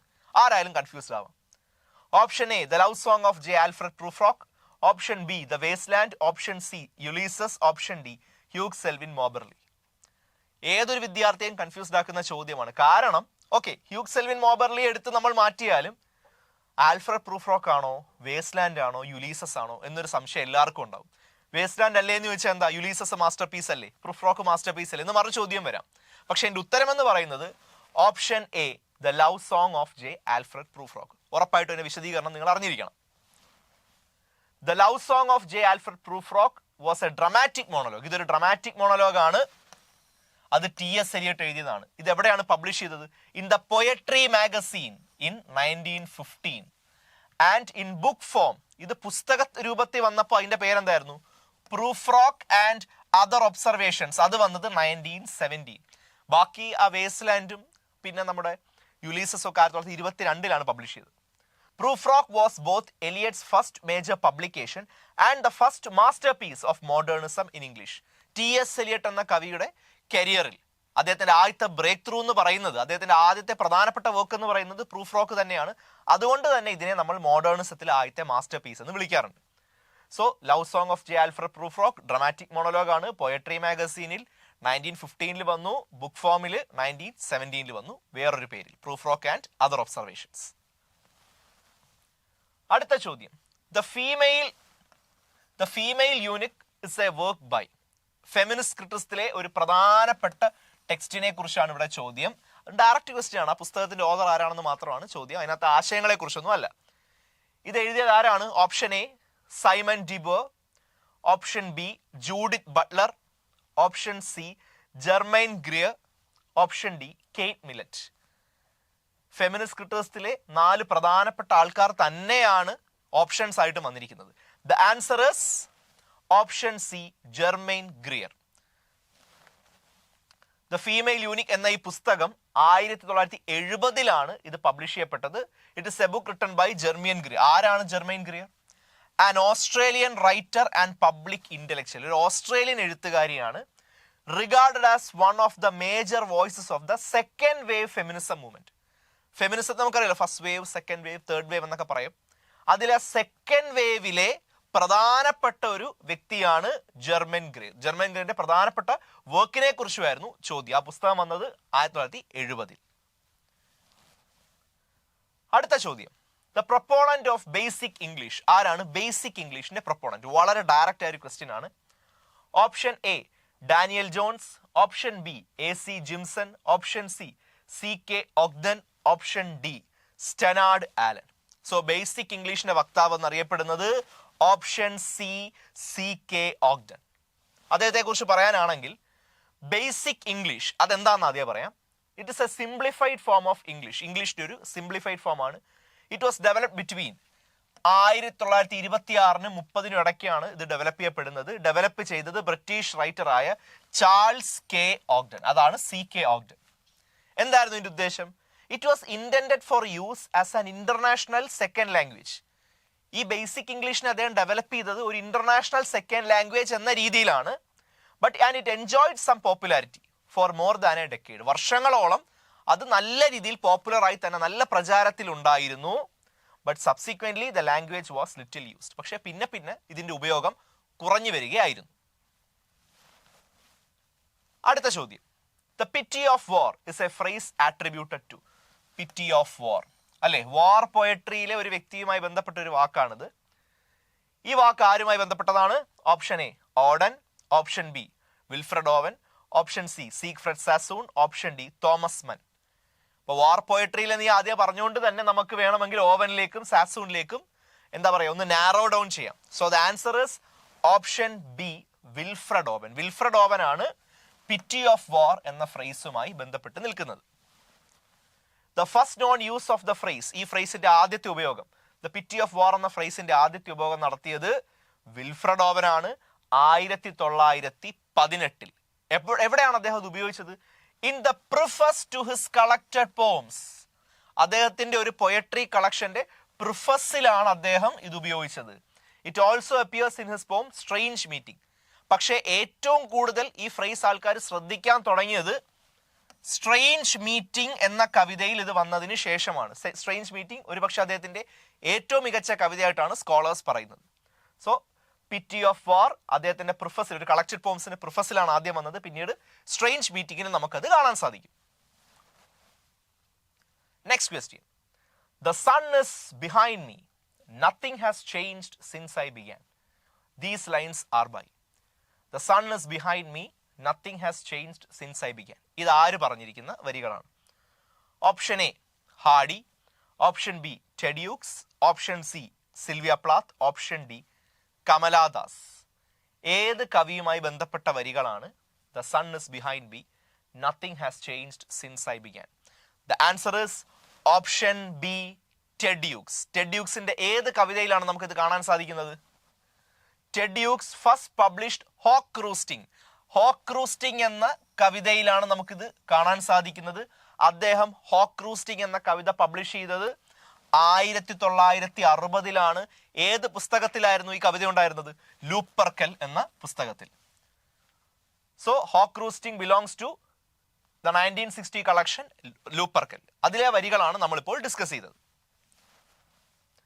Next question, which among the following is a teacher centred instructional approach? അപ്പൊ 4 ഓപ്ഷൻസിൽ ഈ 4 മെത്തേഡ്സിൽ ഈ 4 അപ്രോച്ചസിൽ ഏതാണ് ടീച്ചർ സെന്റേർഡ്, അതായത് അധ്യാപക കേന്ദ്രീകൃതമായിട്ടുള്ള മെത്തേഡ് ഏതാണ്? Option A language games, option B demonstration, option C cooperative learning, option D role play. ഇതിൽ ഏതാണ് ടീച്ചർ സെന്റേർഡ് ആയ അപ്രോച്ച് ഏതാണ്? The answer is option B demonstration. Demonstration ഒരു ടീച്ചർ സെന്റേർഡ് അപ്രോച്ച് ആണ്. എങ്ങനെ? Demonstration often occurs when students have a hard time connecting theories to actual practice or when students are unable to understand applications of theories. എപ്പോഴാണ് demonstration വേണ്ടി വരുന്നത്? അത് സംഭവിക്കുന്നത് when students have a hard time connecting the theories and actual practice. ചില സിദ്ധാന്തങ്ങളെയും അതിൻ്റെ പ്രാവർത്തികമായ ഉപയോഗത്തെയും തമ്മിൽ connect ചെയ്യാൻ കുട്ടികൾ പ്രയാസപ്പെടുമ്പോഴാണ് ഇത് ആവശ്യമായി വരുന്നത്. or when students are unable to understand applications. ഈ തിയറീസിന്റെ ആപ്ലിക്കേഷൻസ് മനസ്സിലാവാതെ വരുമ്പോൾ. സോ അങ്ങനെ നോക്കുമ്പോൾ ഡെമോൺസ്ട്രേഷൻ എന്ന് പറയുന്നത് ഒരു ടീച്ചർ സെന്റേർഡ് അപ്രോച്ച് ആണ്. ഓക്കെ, അടുത്ത ചോദ്യം തന്നെ ഇത്തിരി വലുതാണ്. Naina, a senior research fellow, believes that the beliefs, ideas, values and practices of a native culture are correct and can be used as the standards to assess other culture groups in her research. She is Naina എന്ന് പറയുന്ന ഒരു ഗവേഷക വിദ്യാർത്ഥി. നൈന വിശ്വസിക്കുന്നു നൈനയുടെ ആശയങ്ങൾ, മൂല്യങ്ങൾ, വിശ്വാസങ്ങൾ ഇവയൊക്കെ വളരെ നല്ലതാണെന്നും പെർഫെക്റ്റ് ആണെന്നും. മാത്രമല്ല ഇത് ഒരു ടൂളായി, ഒരു സ്റ്റാൻഡേർഡ് ടൂളായി ഉപയോഗിച്ച് മറ്റ് കൾച്ചറൽ ബിലീഫ്സിനെയും നമുക്ക് അസസ് ചെയ്യാം, മറ്റുള്ളതിനെയും എൻ്റെ വിശ്വാസ പ്രമാണങ്ങൾ വെച്ച് വിലയിരുത്താം എന്ന് നൈന വിശ്വസിക്കുന്നു. ഓക്കെ, സോ വളരെ എളുപ്പമാണ്. നൈന ഒരു റിസർച്ച് ഫെല്ലോ, ഇപ്പം എന്താ പറയുക, കേരളത്തിലാണ് ജീവിക്കുന്നതെന്ന് വിചാരിക്കുക. അപ്പോൾ നൈനയുടെ വിശ്വാസങ്ങൾ അല്ലെങ്കിൽ ആചാരങ്ങൾ, ചിന്തകൾ, മൂല്യങ്ങൾ, നിലപാടുകൾ എന്ന് പറയുന്നത് നമ്മുടെ ഒരു സാംസ്കാരിക പരിസ്ഥിതിയുമായി ചേർന്നതായിരിക്കും. അപ്പോൾ നൈന വിചാരിക്കുന്നു എൻ്റെ സംസ്കാരവും എൻ്റെ ഭാഷയും എൻ്റെ മൂല്യങ്ങളും മറ്റു കാര്യങ്ങളൊക്കെയാണ് നല്ലത്. ഇത് വെച്ചിട്ട് നൈന ഒരുപക്ഷെ വേറെ ഏതെങ്കിലും രാജ്യത്ത് പോയി വേറെ ആൾക്കാരുമായിട്ടായിരിക്കും ഇടപഴകുന്നത്. അപ്പോൾ നമ്മുടെ നൈന എന്ന് പറയുന്ന വ്യക്തിയുടെ ഒരു സംസ്കാരവും മറ്റു കാര്യങ്ങളും വെച്ചിട്ട് മറ്റുള്ളവരെ വിലയിരുത്താനാണ് നൈന ഉദ്ദേശിക്കുന്നതെങ്കിൽ നൈന ആരാണ്? അങ്ങനെ വിലയിരുത്തുന്നത് നൈന ആരായി മാറുന്നു? സോ ഷീ ഈസ് ഒരു ലിംഗ്വിസ്റ്റ് ആണോ, അതോ എ ഡിട്രാക്ടർ ആണോ, or an ethnocentric or a polyglot? അങ്ങനെയെങ്കിൽ നൈന ആരാണ്? The answer is option C. Naina is an ethnocentric person. അപ്പൊ അടുത്ത ചോദ്യം എന്താണ് ഈ എത്നോസെൻട്രിസം? എത്നോസെൻട്രിക് എന്ന് പറഞ്ഞാൽ എന്താണ്? എത്നോസെൻട്രിസം എന്ന് പറഞ്ഞാൽ it views other ethnic or cultural groups through the lens of one's own. അതായത് നൈന എന്ന് പറയുന്ന വ്യക്തി സ്വന്തം നാട്, അവർ ജനിച്ച കേരളം എന്ന് പറയുന്ന സ്ഥലം, അവർക്ക് അവരുടേതായ വിശ്വാസങ്ങൾ, ആചാരങ്ങൾ, മൂല്യങ്ങൾ, നിലപാടുകളുണ്ട്. സോ നൈന എന്ന വ്യക്തി അവരുടെ മൂല്യങ്ങളും വിശ്വാസങ്ങളുമാണ് ഏറ്റവും നല്ലതെന്നും മറ്റുള്ളവരുടെ വിശ്വാസങ്ങളും മൂല്യങ്ങളും അത്രത്തോളം തൻ്റേതത്രയും മെച്ചപ്പെട്ടതല്ല എന്ന് അവർക്ക് തോന്നുന്നു. ഈ ഒരു പ്രവണതയാണ് എത്നോസെൻട്രിസം എന്ന് പറയുന്നത്. അവർ അവരുടെ വിശ്വാസങ്ങളെ മാത്രം കേന്ദ്രീകരിച്ച് നിൽക്കുന്നു, അവരുടെ വിശ്വാസങ്ങളെ കേന്ദ്രമായി സ്ഥാപിക്കുന്നു. ഇതാണ് എത്നോസെൻട്രിസം. അടുത്ത ചോദ്യം, who is considered as the father of the term learner autonomy? Learner autonomy എന്ന ടേമുമായി ബന്ധപ്പെട്ട വ്യക്തി ആരാണ്? വളരെ ഇമ്പോർട്ടൻ്റ് ഒരു ടേമാണ് learner autonomy. Phil Benson, David Little, Leslie Dickinson, Henri Holec. Okay, HOLEC Holec. ഇതിൽ ആരാണ് father of learner autonomy? The answer is option D, Henri Holec. Henri Holec ആണ് ഉത്തരം. അദ്ദേഹമാണ് father of the term learner autonomy. So ഈ ഒരു ടേമിന്റെ ചരിത്രം ഞാനൊന്ന് പറഞ്ഞു തരാം. The term learner autonomy was first coined in 1981. 1981 ഈ ഒരു ടേം ആദ്യമായി കോയിൻ ചെയ്യുന്നത്. ഇത് കോയിൻ ചെയ്ത് നമ്മൾ പറഞ്ഞ പോലെ ഹെൻറി ഹോളക് ആണ്. അദ്ദേഹമാണ് the father of learner autonomy. So ഈ വാക്കിന്റെ ചരിത്രം അന്വേഷിച്ച് പോകുമ്പോൾ 1981 വർഷം നമുക്ക് കിട്ടും. A method of language teaching devised by Caleb Gattegno. വളരെ സ്ട്രെയിറ്റ് ഫോർവേഡ് ഒരു ചോദ്യമാണത്. കാലബ് ഗാറ്റനോയുമായി ബന്ധപ്പെട്ട ഒരു ലാംഗ്വേജ് ടീച്ചിങ് മെത്തേഡ് ഏതാണ്? Option A community language learning, option B silent way, option C direct method, option D total physical response. ഉത്തരം എന്താണ്? Option B silent way. Silent way ആണ് കാലബ് ഗാറ്റനുമായി ബന്ധപ്പെട്ട ടീച്ചിങ് മെത്തേഡ്. ഈ മെത്തേഡിനെയും അദ്ദേഹത്തെ കുറിച്ച് പറയാനാണെങ്കിൽ Caleb Gattegno was an Egyptian educator. അദ്ദേഹം ഒരു ഈജിപ്തുകാരനാണ്. ഹീസ് ആൻ എഡ്യൂക്കേറ്റർ, സൈക്കോളജിസ്റ്റ് ആണ്, മാത്തമാറ്റീഷ്യൻ ആണ്. And he is best known for introducing new approaches to teaching and learning such as the silent way. Silent way മാത്രമല്ല വേറെയും methods അദ്ദേഹം formulate ചെയ്തിട്ടുണ്ട്. Teaching ലേണിംഗിൽ അനവധി ആശയങ്ങളും മെത്തേഡ്സും രൂപീകരിച്ചിട്ടുള്ള ഒരു വ്യക്തിയാണ് അദ്ദേഹം. അതിൽ ഏറ്റവും പ്രധാനപ്പെട്ട ഒന്നാണ് ദ സൈലന്റ് വേ. ഓക്കെ, അടുത്ത ചോദ്യം. The practice of alternating between two or more language or varieties of language in conversation. എന്താണ് നമ്മൾ അതിനെ വിളിക്കുന്നത്? അതായത് നമ്മുടെ ഒരു സ്വാഭാവിക സംഭാഷണത്തിനിടയിൽ നമ്മൾ എന്ത് ചെയ്യുന്നു? We switch between two or more language or language varieties. നമ്മൾ ഒന്നിലധികം ലാംഗ്വേജോ ലാംഗ്വേജ് വെറൈറ്റീസോ നമ്മുടെ ഒരു സംഭാഷണത്തിൽ ഉപയോഗിക്കുകയാണെങ്കിൽ അതിനെ നമ്മൾ എന്താണ് വിളിക്കുന്നത്? ഓപ്ഷൻ എ രജിസ്റ്റർ ആണോ, അത് ഡയലക്റ്റ് ആണോ, കോഡ് സ്വിച്ചിങ്, ഡയലോഗ്. നമ്മുടെ സംഭാഷണത്തിൽ നമ്മൾ ഒന്നിലധികം ലാംഗ്വേജ് വെറൈറ്റീസ് ഉപയോഗിക്കുകയാണെങ്കിൽ നമ്മൾ അതിനെ കോഡ് സ്വിച്ചിങ് എന്നാണ് പറയുന്നത്. കോഡ് സ്വിച്ചിങ് എന്താണ് ആ process? Code switching or language alternation. So code സ്വിച്ചിങ്ങിന്റെ മറ്റൊരു പേരെന്താണ്? Language alternation. ഇത് സംഭവിക്കുന്നതിനാണ് it occurs when a speaker shifts to a different language. സംസാരിച്ചു കൊണ്ടിരിക്കുന്ന ഒരാൾ മറ്റൊരു ഭാഷയിലേക്ക് സ്വിച്ച് ചെയ്യുന്നു, മാറുന്നു. Often depending on the context and setting. വെറുതെ മാറുകയല്ല, ആ സെറ്റിങ്ങിനും ആ കോണ്ടെക്സ്റ്റും അനുസരിച്ച് ഒരു സ്പീക്കർ വേറൊരു ഭാഷയിലേക്കോ ആ ഭാഷയുടെ വെറൈറ്റിയിലേക്കോ മാറുകയാണെങ്കിൽ അതിനെയാണ് നമ്മൾ കോഡ് സ്വിച്ചിങ് എന്ന് പറയുന്നത്. അടുത്ത ചോദ്യം. The focus of grammar translation method is on. So grammar translation method എന്ന് പറയുന്ന മെത്തേഡിന്റെ ഫോക്കസ് എന്തിലാണ്? ഗ്രാമർ ട്രാൻസ്ലേഷൻ മെത്തേഡ് എന്തിനാണ് ഫോക്കസ് ചെയ്യുന്നത്?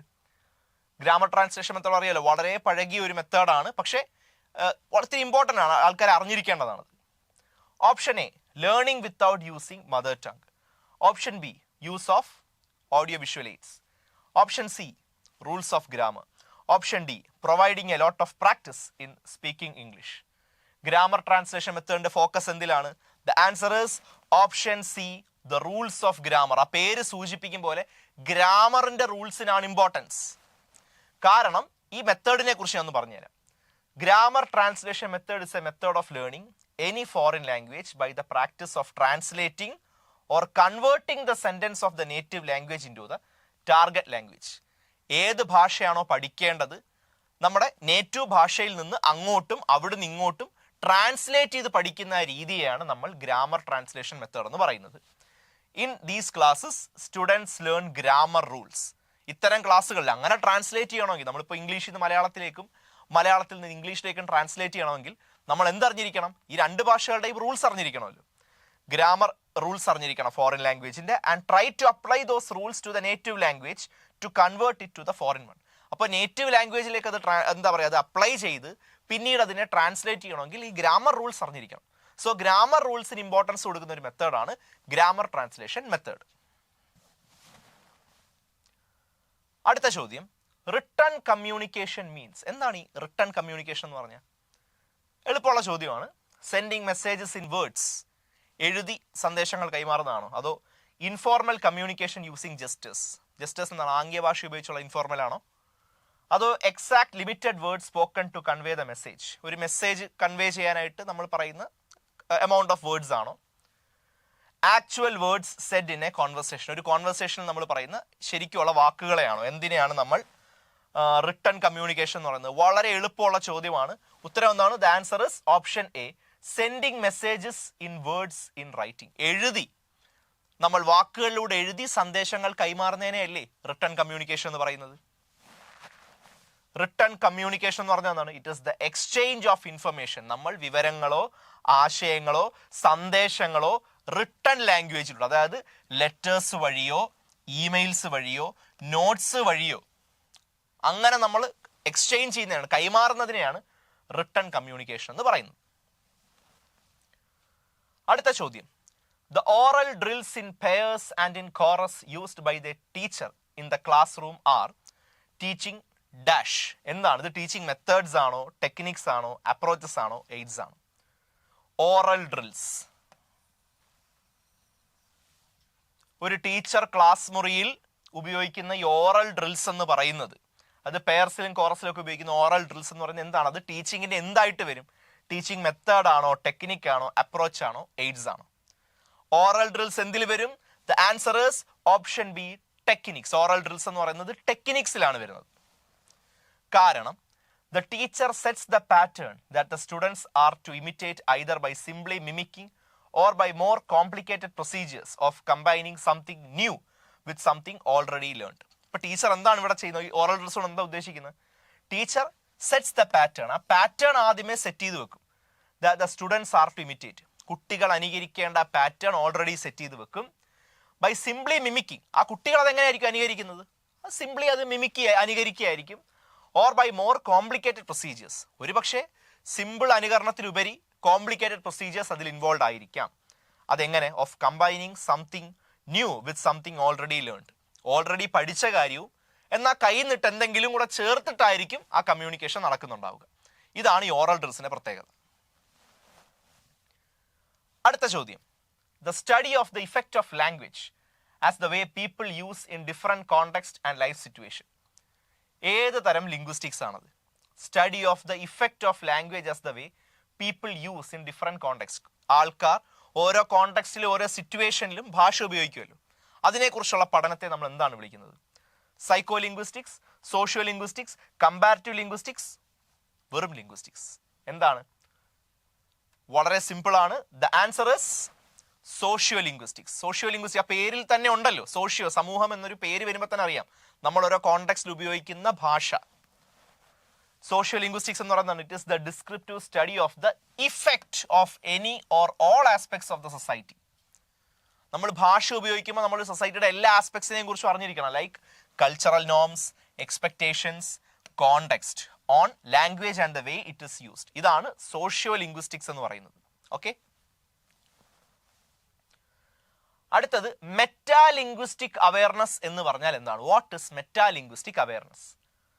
The ability to consciously reflect on the nature of language. Option B, the ability to connect the distinctive sounds in letters to words. Option C, understanding of the mapping principles between sounds and meaning. Option D, the ability to recognise writing from other visual marks. എന്താണ് metalinguistic awareness? അത് മാത്രം ഒരു പക്ഷേ ഒരിത്തിരി പ്രയാസമുള്ള ചോദ്യമായിട്ട് തോന്നാം. അതിന്റെ explanation സഹിതം ഞാൻ പറഞ്ഞുതരാം. അതിന്റെ ഉത്തരം എന്ന് പറയുന്നത് option A, the ability to consciously reflect on the nature of language. Metalinguistic awareness എന്ന് പറഞ്ഞാൽ it is a cognitive process. Metalinguistics എന്ന് പറയുന്നത് കോഗ്നിറ്റീവ് പ്രോസസ് ആണ്. That allows a person to monitor and control their use of language. അവരുടെ തന്നെ ഭാഷ monitor ചെയ്യാനും control ചെയ്യാനുമുള്ള ആ ഒരു പ്രക്രിയ ഉണ്ടല്ലോ, അത്തരം ഒരു കോഗ്നിറ്റീവ് പ്രോസസ്സാണ് മെറ്റാലിംഗ്വിസ്റ്റിക് അവയർനെസ് എന്ന് പറയുന്നത്. അടുത്ത ചോദ്യം. A low cost open source mobile app introduced by UNICEF and partners to support young children with complex communication needs. ഒരു ആപ്പിനെ കുറിച്ചാണ് ചോദ്യം. അതൊരു low cost open source mobile ആപ്പാണ്. വളരെ ലോ കോസ്റ്റിൽ വരുന്ന ഒരു ആപ്പ്. ഇത് യുണിസെഫ് ആണ് ഇൻട്രൊഡ്യൂസ് ചെയ്തത്. എന്തിനു വേണ്ടിയാണ്? ടു സപ്പോർട്ട് യങ് ചിൽഡ്രൻ, കൊച്ചു കുട്ടികൾക്ക് വേണ്ടിയാണ് ഇത് ലോഞ്ച് ചെയ്തത്. With complex communication needs. അപ്പൊ ആപ്പിന്റെ പേരെന്താണ്? ബുക്ക് മെയ്റ്റ് ആണോ? Leeloo AAC, then Cboard voice for you. എന്താണ് ഈ ആപ്പിന്റെ പേര്? ഇത് വളരെ റീസെന്റ് ആയ കാര്യമാണ്, അറിഞ്ഞിരിക്കേണ്ടതാണ്. The answer is option C, Cboard. Cboard തന്നെയാണ് ഉത്തരം. അപ്പോൾ ആ സീബോർഡ് എന്താന്ന് പറയാം. സീബോർഡ് ഡിജിറ്റൽ ആപ്ലിക്കേഷൻ ഇത് ഡെവലപ്പ് ചെയ്തത് എന്തിനു വേണ്ടിയാണ്? To make communication easier for children with communication difficulties. ഈ ആശയവിനിമയത്തിൽ പ്രയാസം നേരിടുന്ന കുട്ടികളെ സപ്പോർട്ട് ചെയ്യാനും അവരെ ഹെൽപ്പ് ചെയ്യാനും വേണ്ടിയാണ് സീബോർഡ് എന്ന് പറയുന്ന ഒരു ആപ്ലിക്കേഷൻ യുണിസെഫ് ഡെവലപ്പ് ചെയ്തത്. Perceiving individual sounds is a sub skill of. ഇപ്പൊ ഇൻഡിവിജ്വൽ ശബ്ദങ്ങൾ അതിന്റെ പെർസീവിംഗ് പ്രോസസ്സ് എന്തിന്റെ സബ് സ്കില്ലാണെന്നാണ് ചോദ്യം. Listening, speaking, reading, writing. വളരെ ബേസ് ലെവൽ ചോദ്യമാണിത്. The answer is option A, listening. Perceiving sounds, നമ്മൾ ആ ശബ്ദങ്ങൾ അത് മനസ്സിലാക്കുന്ന പ്രക്രിയ എന്ന് പറയുന്നത് എന്താണ്? ലിസണിങ്ങിന്റെ ഭാഗത്ത് വരുന്നതാണ്. Perception and listening, they are receptive aspects of communication. Neither is a passive process. നോക്കിയേ, ആ പെർസെപ്ഷനും ലിസണിങ്ങും ഇത് രണ്ടും എന്താണ്? സൗണ്ട്സ് റിസീവ് ചെയ്യാണ് ചെയ്യുന്നത് ഇതിലൂടെ. They are receptive aspects of communication. ഒരു കമ്മ്യൂണിക്കേഷനിലെ റിസെപ്റ്റീവ് ആസ്പെക്ട്സ് ആണ് ഇവ രണ്ടും, പെർസെപ്ഷനും ലിസണിങ്ങും. ഇത് രണ്ടും neither is a passive process. Higher order thinking is required when a student dash. Higher order thinking ഒന്ന് ഓർത്ത് വെച്ചേക്കൂ. ഹയർ ഓർഡർ തിങ്കിങ് അത് ആവശ്യമാകുന്നത് എപ്പോൾ? A, when a student delivers a speech on a given topic in the class, participates in chorus drilling of new words, writes legibly in his copybook, reads aloud in a paragraph. Higher order thinking എപ്പോഴാണ് ആവശ്യം? The answer is option A, when a student delivers a speech on a given topic in the class. ഒരു ക്ലാസ്സിൽ ഏതെങ്കിലും ടോപ്പിക്കുമായി ബന്ധപ്പെട്ടൊരു കുട്ടി ഒരു speech നടത്തുകയാണെങ്കിൽ അവിടെയാണ് higher order തിങ്കിങ്ങിന്റെ ആവശ്യം. കാരണം ഈ ഹയർ ഓർഡർ തിങ്കിങ് എന്ന് പറഞ്ഞാണ് higher order thinking is thinking on a level that is higher than memorising facts or telling something back to someone exactly the way it was told to U.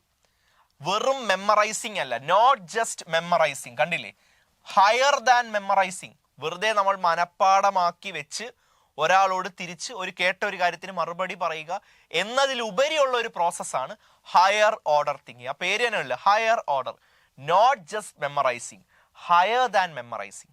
വെറുതെ എന്താ പറയുക, നമ്മൾ മനപ്പാടമാക്കി പറയുന്നതിനേക്കാൾ വലിയൊരു പ്രോസസ്സാണ് higher order thinking എന്ന് പറയുന്നത്. Next, the tense of the verb in the sentence she dances well. She dances well, ഇതിനകത്തെ ടെൻസ് എന്താണ്? വളരെ സിമ്പിൾ ചോദ്യമാണ്. Simple present, simple past, present perfect, present continuous. ING ഒന്നും വരാത്തതുകൊണ്ട് കണ്ടിന്യൂസ് അല്ല, നമുക്കറിയാം. ഹാവ് ഹാസ് ഒന്നും വരുന്നില്ല. So the answer is option A, simple present tense. എങ്ങനെ?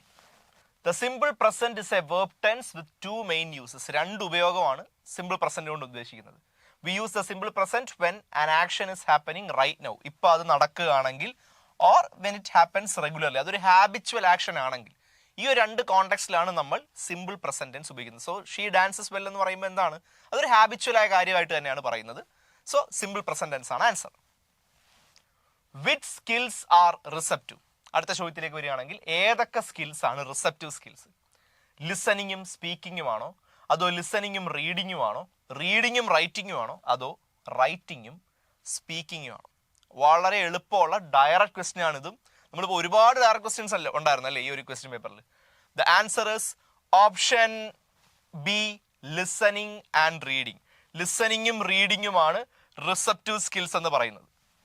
സോ റിസെപ്റ്റീവ് സ്കിൽസ് എന്ന് പറയുന്നത് നേരത്തെ സൂചിപ്പിച്ച പോലെ ലിസണിങ്ങും റീഡിങ്ങുമാണ്. കാരണം learners do not need to produce language to do these. They receive and understand it. These skills are sometimes known as passive skills. Passive skills എന്ന് നമ്മൾ ഇതിനെ പറയാറുണ്ട്. കാരണം എന്താണ്? ലിസണറിന്റെ ഭാഗത്ത് നിന്ന് ആക്റ്റീവായിട്ടൊന്നും പ്രൊഡ്യൂസ് ചെയ്യേണ്ട കാര്യമില്ല, എൻഗേജ് ചെയ്യേണ്ട കാര്യമില്ല, ജസ്റ്റ് കേട്ടിരുന്നാൽ മതി. അതുകൊണ്ടാണ് ഇതിനെ നമ്മൾ എന്ത് പറയുന്നത്? റിസെപ്റ്റീവ് സ്കിൽസ് എന്ന് വിളിക്കുന്നത്. The device which is based on the stimulus response confirmation theory is. Stimulus response confirmation theoryയുമായി ബന്ധപ്പെട്ട ഡിവൈസ് എന്താണ്? Interactive board, option B video sharing, language lab, substitution lab. ഇതിൽ ഏത് ഡിവൈസ് ആണ് സ്റ്റിമുലസ് റെസ്പോൺസ് കൺഫർമേഷൻ തിയറിയുമായി ബന്ധപ്പെട്ടത്? The answer is option C, language lab. എങ്ങനെ? Stimulus response theory, ഇതിന്റെ ആശയം കൊണ്ട് ഉദ്ദേശിക്കുന്നത് എന്താണ്? Idea that learning and behaviour can be explained by interactions. So ഈ ഒരു തിയറി കൊണ്ട് നമ്മൾ മനസ്സിലാക്കേണ്ട എന്താണ്? ലേണിംഗ് ആൻഡ് ബിഹേവിയർ ഇത് നമുക്ക് എങ്ങനെ വിശദീകരിക്കാൻ പറ്റും? By interactions between stimuli and the responses they evoke. സ്റ്റിമുലൈയും സ്റ്റിമുലൈക്കുള്ള റെസ്പോൺസും വെച്ചിട്ട് നമുക്ക് അത്തരം കാര്യങ്ങൾ എക്സ്പ്ലെയിൻ ചെയ്യാൻ സാധിക്കുമെന്നാണ് ഈ ഒരു സിദ്ധാന്തം തന്നെ പറയുന്നത്. അത്തരത്തിലാണ് നമുക്ക് ലാംഗ്വേജ് ലാബ് അതിൻ്റെ ഒരു ഉത്തരമായി വരുന്നത്. A teacher gives a small class test in English, discusses the answer in the class and ask them to collect their friends answer book to evaluate. What type of assessment is this? ചോദ്യം തന്നെ ഇത്തിരി വലുതാണ്, പക്ഷെ ലളിതമായ ചോദ്യമാണ്. ഒരു teacher ഒരു class test conduct ചെയ്യുന്നു, അതും ഇംഗ്ലീഷിൽ. എന്നിട്ട് ആൻസേഴ്സ് ക്ലാസ്സിൽ ഡിസ്കസ് ചെയ്യുന്നു. എന്നിട്ട് കുട്ടികളോട് പറയുകയാണ് നിങ്ങളുടെ അടുത്തിരിക്കുന്ന നിങ്ങളുടെ സുഹൃത്തുക്കളുടെ അത് വാങ്ങിച്ചിട്ട് നിങ്ങളത് കറക്റ്റ് ചെയ്യാൻ. അങ്ങനെയെങ്കിൽ എന്ത് തരം അസസ്മെന്റ് ആണിത്? ഓപ്ഷൻസിലേക്ക് പോവുകയാണെങ്കിൽ option A summative, peer, formative, internal. ഏത് തരം അസസ്മെന്റ് ആണിത്? The answer is option B, peer assessment ആണ്. അതായത് ഒരു കുട്ടി തൻ്റെ അടുത്തിരിക്കുന്ന സുഹൃത്തിൻ്റെത് വാങ്ങി കറക്റ്റ് ചെയ്യുകയാണെങ്കിൽ, അതിനെ ഇവാലുവേറ്റ് ചെയ്യുന്നതാണെങ്കിൽ നമ്മൾ അതിനെ പിയർ അസസ്മെന്റ് എന്നാണ് വിളിക്കുന്നത്. പിയർ അസസ്മെന്റ് അഥവാ സെൽഫ് അസസ്മെന്റ് എന്നും പറയാറുണ്ട്. It is a process whereby students or their peers grade assignments or test based on a teacher's benchmark. ഒരു ടീച്ചർ പറഞ്ഞ ടീച്ചറുടെ നിർദ്ദേശങ്ങൾക്കനുസരിച്ച് തൊട്ടടുത്തിരിക്കുന്ന സുഹൃത്തിന്റെ അസൈൻമെന്റ്സോ ടെസ്റ്റുകളോ അത് ഇവാലുവേറ്റ് ചെയ്യുകയാണെങ്കിൽ ഇതിനെയാണ് നമ്മൾ പിയർ അസസ്മെന്റ് അഥവാ സെൽഫ് അസസ്മെന്റ് എന്ന് പറയുന്നത്. The practice is employed to save teachers' time. എന്തിനാണ് ഇത്തരം ഒരു മെത്തേഡ്? ടീച്ചേഴ്സിന്റെ സമയം ലാഭിക്കാൻ. And improve students' understanding of course material. എന്താണോ അവർ പഠിച്ചത്, എന്താണോ ഇപ്പോൾ അവർ പഠിച്ചെഴുതി ടെസ്റ്റ് എഴുതിയത്, ആ കോഴ്സ് മെറ്റീരിയലിനെ കുറിച്ച് കുട്ടികൾക്ക് ആഴത്തിൽ കുറച്ചുകൂടെ നല്ലതുപോലെ മനസ്സിലാക്കാൻ വേണ്ടിയാണ് ഇത്തരം ഒരു method. As well as to improve their metacognitive skills. ഇതുവഴി ഈ രണ്ട് കാര്യങ്ങളിലൂടെ അവരുടെ മെറ്റാ കോഗ്നിറ്റീവ് സ്കിൽസ് ഇംപ്രൂവ് ചെയ്യുക. ഇതാണ് പിയർ അസസ്മെന്റ് കൊണ്ട് ഉദ്ദേശിക്കുന്നത്. Next question. The cognitive learning theory of language acquisition was first proposed by. Cognitivist learning theory of language ഇത് ആദ്യമായി മുന്നോട്ട് വെച്ചത് ആരാണ്? Noam Chomsky, Stephen Krashen, Jean Piaget, Bertrand Russell. ആരാണ് cognitivist learning theory of language acquisition മുന്നോട്ട് വെച്ചത്? ഉത്തരം option C, ജിയാൻ പിഗറ്റ് ആണ് ഉത്തരം. അദ്ദേഹത്തെ കുറിച്ച് പറയാനാണെങ്കിൽ ആ മെത്തേഡിനെ കുറിച്ച് ഒന്ന് പറയാം. Cognitive learning is an active style of learning. ഇതൊരു ആക്റ്റീവ് പ്രോസസ് ആണ്. That focuses on helping you learn how to maximise your brain's potential. നമ്മുടെ തലച്ചോറിന് അറിയാലോ ഒരു പൊട്ടൻഷ്യൽ ഉണ്ട്, പക്ഷെ അത് കഴിയുന്നത്ര ഉപയോഗപ്പെടുത്താൻ നമ്മളെ പ്രാപ്തരാക്കുന്ന, നമ്മളെ സഹായിക്കുന്ന ഒരു സ്റ്റൈൽ ഓഫ് ലേണിംഗ് ആണ് കോഗ്നിറ്റീവ് ലേണിംഗ് എന്ന് പറയുന്നത്. Maximise your brain's potential. നിങ്ങളുടെ തലച്ചോറ് മാക്സിമം ഉപയോഗിക്കുക. It makes it easier for you to connect new information with existing ideas, hence deepening your memory and retention and capacity. ഈ ഒരു process വഴി നമുക്ക് പെട്ടെന്ന് പുതിയ ഇൻഫർമേഷൻ നമ്മുടെ തലയിലേക്ക് ഫീഡ് ചെയ്യാൻ, നമ്മുടെ ബ്രെയിനിലേക്ക് ഫീഡ് ചെയ്യാനും പറ്റും. ഓൾറെഡി നമ്മൾ കേട്ടിട്ടുള്ള കുറേ കാര്യങ്ങൾ അവിടെ തന്നെ ഇരിക്കും. എന്നിട്ട് ഡീപ്പൻസ് യുവർ മെമ്മറി, നമ്മുടെ ഓർമ്മ അത് കുറച്ചുകൂടെ ഊട്ടി ഉറപ്പിക്കും, അത് ഉയർത്തും. ആൻഡ് റിട്ടൻഷൻ കപ്പാസിറ്റി, അതുപോലെ തന്നെ നമ്മുടെ റിട്ടൻഷൻ കപ്പാസിറ്റിയും ഇംപ്രൂവ് ചെയ്യും. ഇത്രയും കാര്യങ്ങളാണ് കോഗ്നിറ്റീവ് ലേണിംഗ് കൊണ്ടുള്ള ഗുണങ്ങൾ. ഇനി അദ്ദേഹത്തെ കുറിച്ച് ഞാൻ പറഞ്ഞല്ലോ, നമുക്ക് ആ മെത്തേഡിനെ കുറിച്ചും ആ വ്യക്തിയെ കുറിച്ചും അറിയണം. Jean Piaget founded cognitive psychology in the 1930s. 30കളിലാണ് ഇദ്ദേഹം ഇതിന് രൂപം കൊടുക്കുന്നത്. As a reaction to the prevalent behaviourist school of psychology. അന്ന് നിലനിന്നത് ബിഹേവിയറിസ്റ്റ് സ്കൂൾ ഓഫ് സൈക്കോളജിയാണ്. അതിന് പകരമായിട്ടാണ് അദ്ദേഹം ഇത്തരം ഒരു തിയറി മുന്നോട്ട് കൊണ്ടുവന്നത്.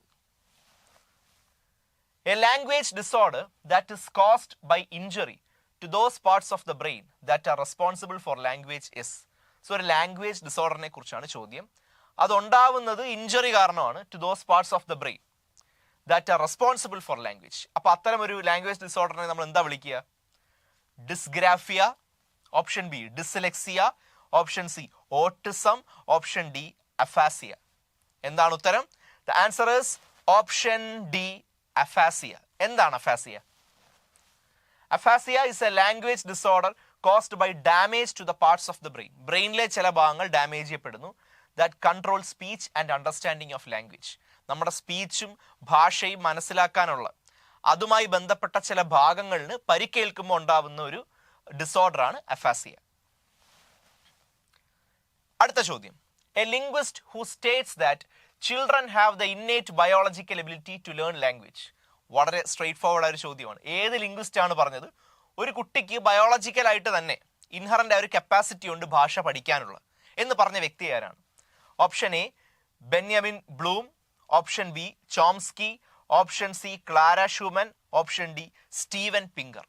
ഏത് വ്യക്തിയാണ് ഇത്തരം ഒരു പ്രസ്താവന പറഞ്ഞത്? ദ ആൻസർ ഇസ് എല്ലാവർക്കും അറിയാം, നോം ചോംസ്കി. നോം ചോംസ്കി പറഞ്ഞ കാര്യം എന്താന്ന് നോക്കാം.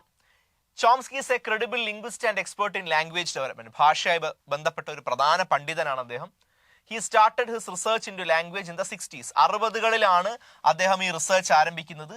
He suggests that children are born with an innate ability to learn language. ഭാഷ പഠിക്കാനുള്ള എബിലിറ്റി ആയിട്ടാണ് ഓരോ കുട്ടിയും ജനിക്കുന്നതെന്നാണ് അദ്ദേഹത്തിന്റെ കണ്ടെത്തൽ. അടുത്ത ചോദ്യം. The method of teaching reading based on the sounds of letters, groups of letters and syllables is. ഇത് ഒരു ലാംഗ്വേജ് ടീച്ചിങ് മെത്തേഡിനെ കുറിച്ചാണ് ചോദ്യം. ഈ മെത്തേഡ് ലെറ്റേഴ്സിന്റെ സൗണ്ട്സും ഗ്രൂപ്പ്സ് ഓഫ് ലെറ്റേഴ്സുമായി ബന്ധപ്പെട്ടതാണ്. എന്താണ് ആ മെത്തേഡിന്റെ പേര്? Morphemic, direct, phonic, whole language. ഉത്തരം ഓപ്ഷൻ സി, ഫോണിക് മെത്തേഡ്. എന്താണെന്ന് നോക്കാം. Phonics is a method of teaching people for how to read and write an alphabetic language. ഒരു ആൽഫബറ്റിക് ലാംഗ്വേജ് എങ്ങനെയാണ് പഠിക്കേണ്ടത്, how to read and write, എങ്ങനെ വായിക്കണം, എങ്ങനെ എഴുതണം, അത് പഠിപ്പിക്കുന്ന ഒരു മെത്തേഡാണ് phonics. It is done by demonstrating the relationship between the sounds of the spoken language and the letters or groups of the written language. ഇത് എങ്ങനെയാണ് ഇത് പഠിപ്പിക്കുന്ന ഈ method? By demonstrating the relationship between, ആരൊക്കെ തമ്മിലുള്ള ബന്ധമാണ് ഡെമോൺസ്ട്രേറ്റ് ചെയ്ത് കാണിക്കുന്നത്? Sounds of the spoken language, അതായത് അയാൾ സംസാരിക്കുന്ന, വ്യക്തി സംസാരിക്കുന്ന സ്പോക്കൺ ലാംഗ്വേജിന്റെ ശബ്ദങ്ങളും, and the letters or groups of letters or syllables of the written language. ആ written languageന്റെ syllablesഉം ലെറ്റേഴ്സും ഇവ തമ്മിലുള്ള റിലേഷൻഷിപ്പ് ഡെമോൺസ്ട്രേറ്റ് ചെയ്യുന്ന വഴിയാണ് ഇത്തരം ഒരു പഠനം സാധ്യമാക്കുന്നത്.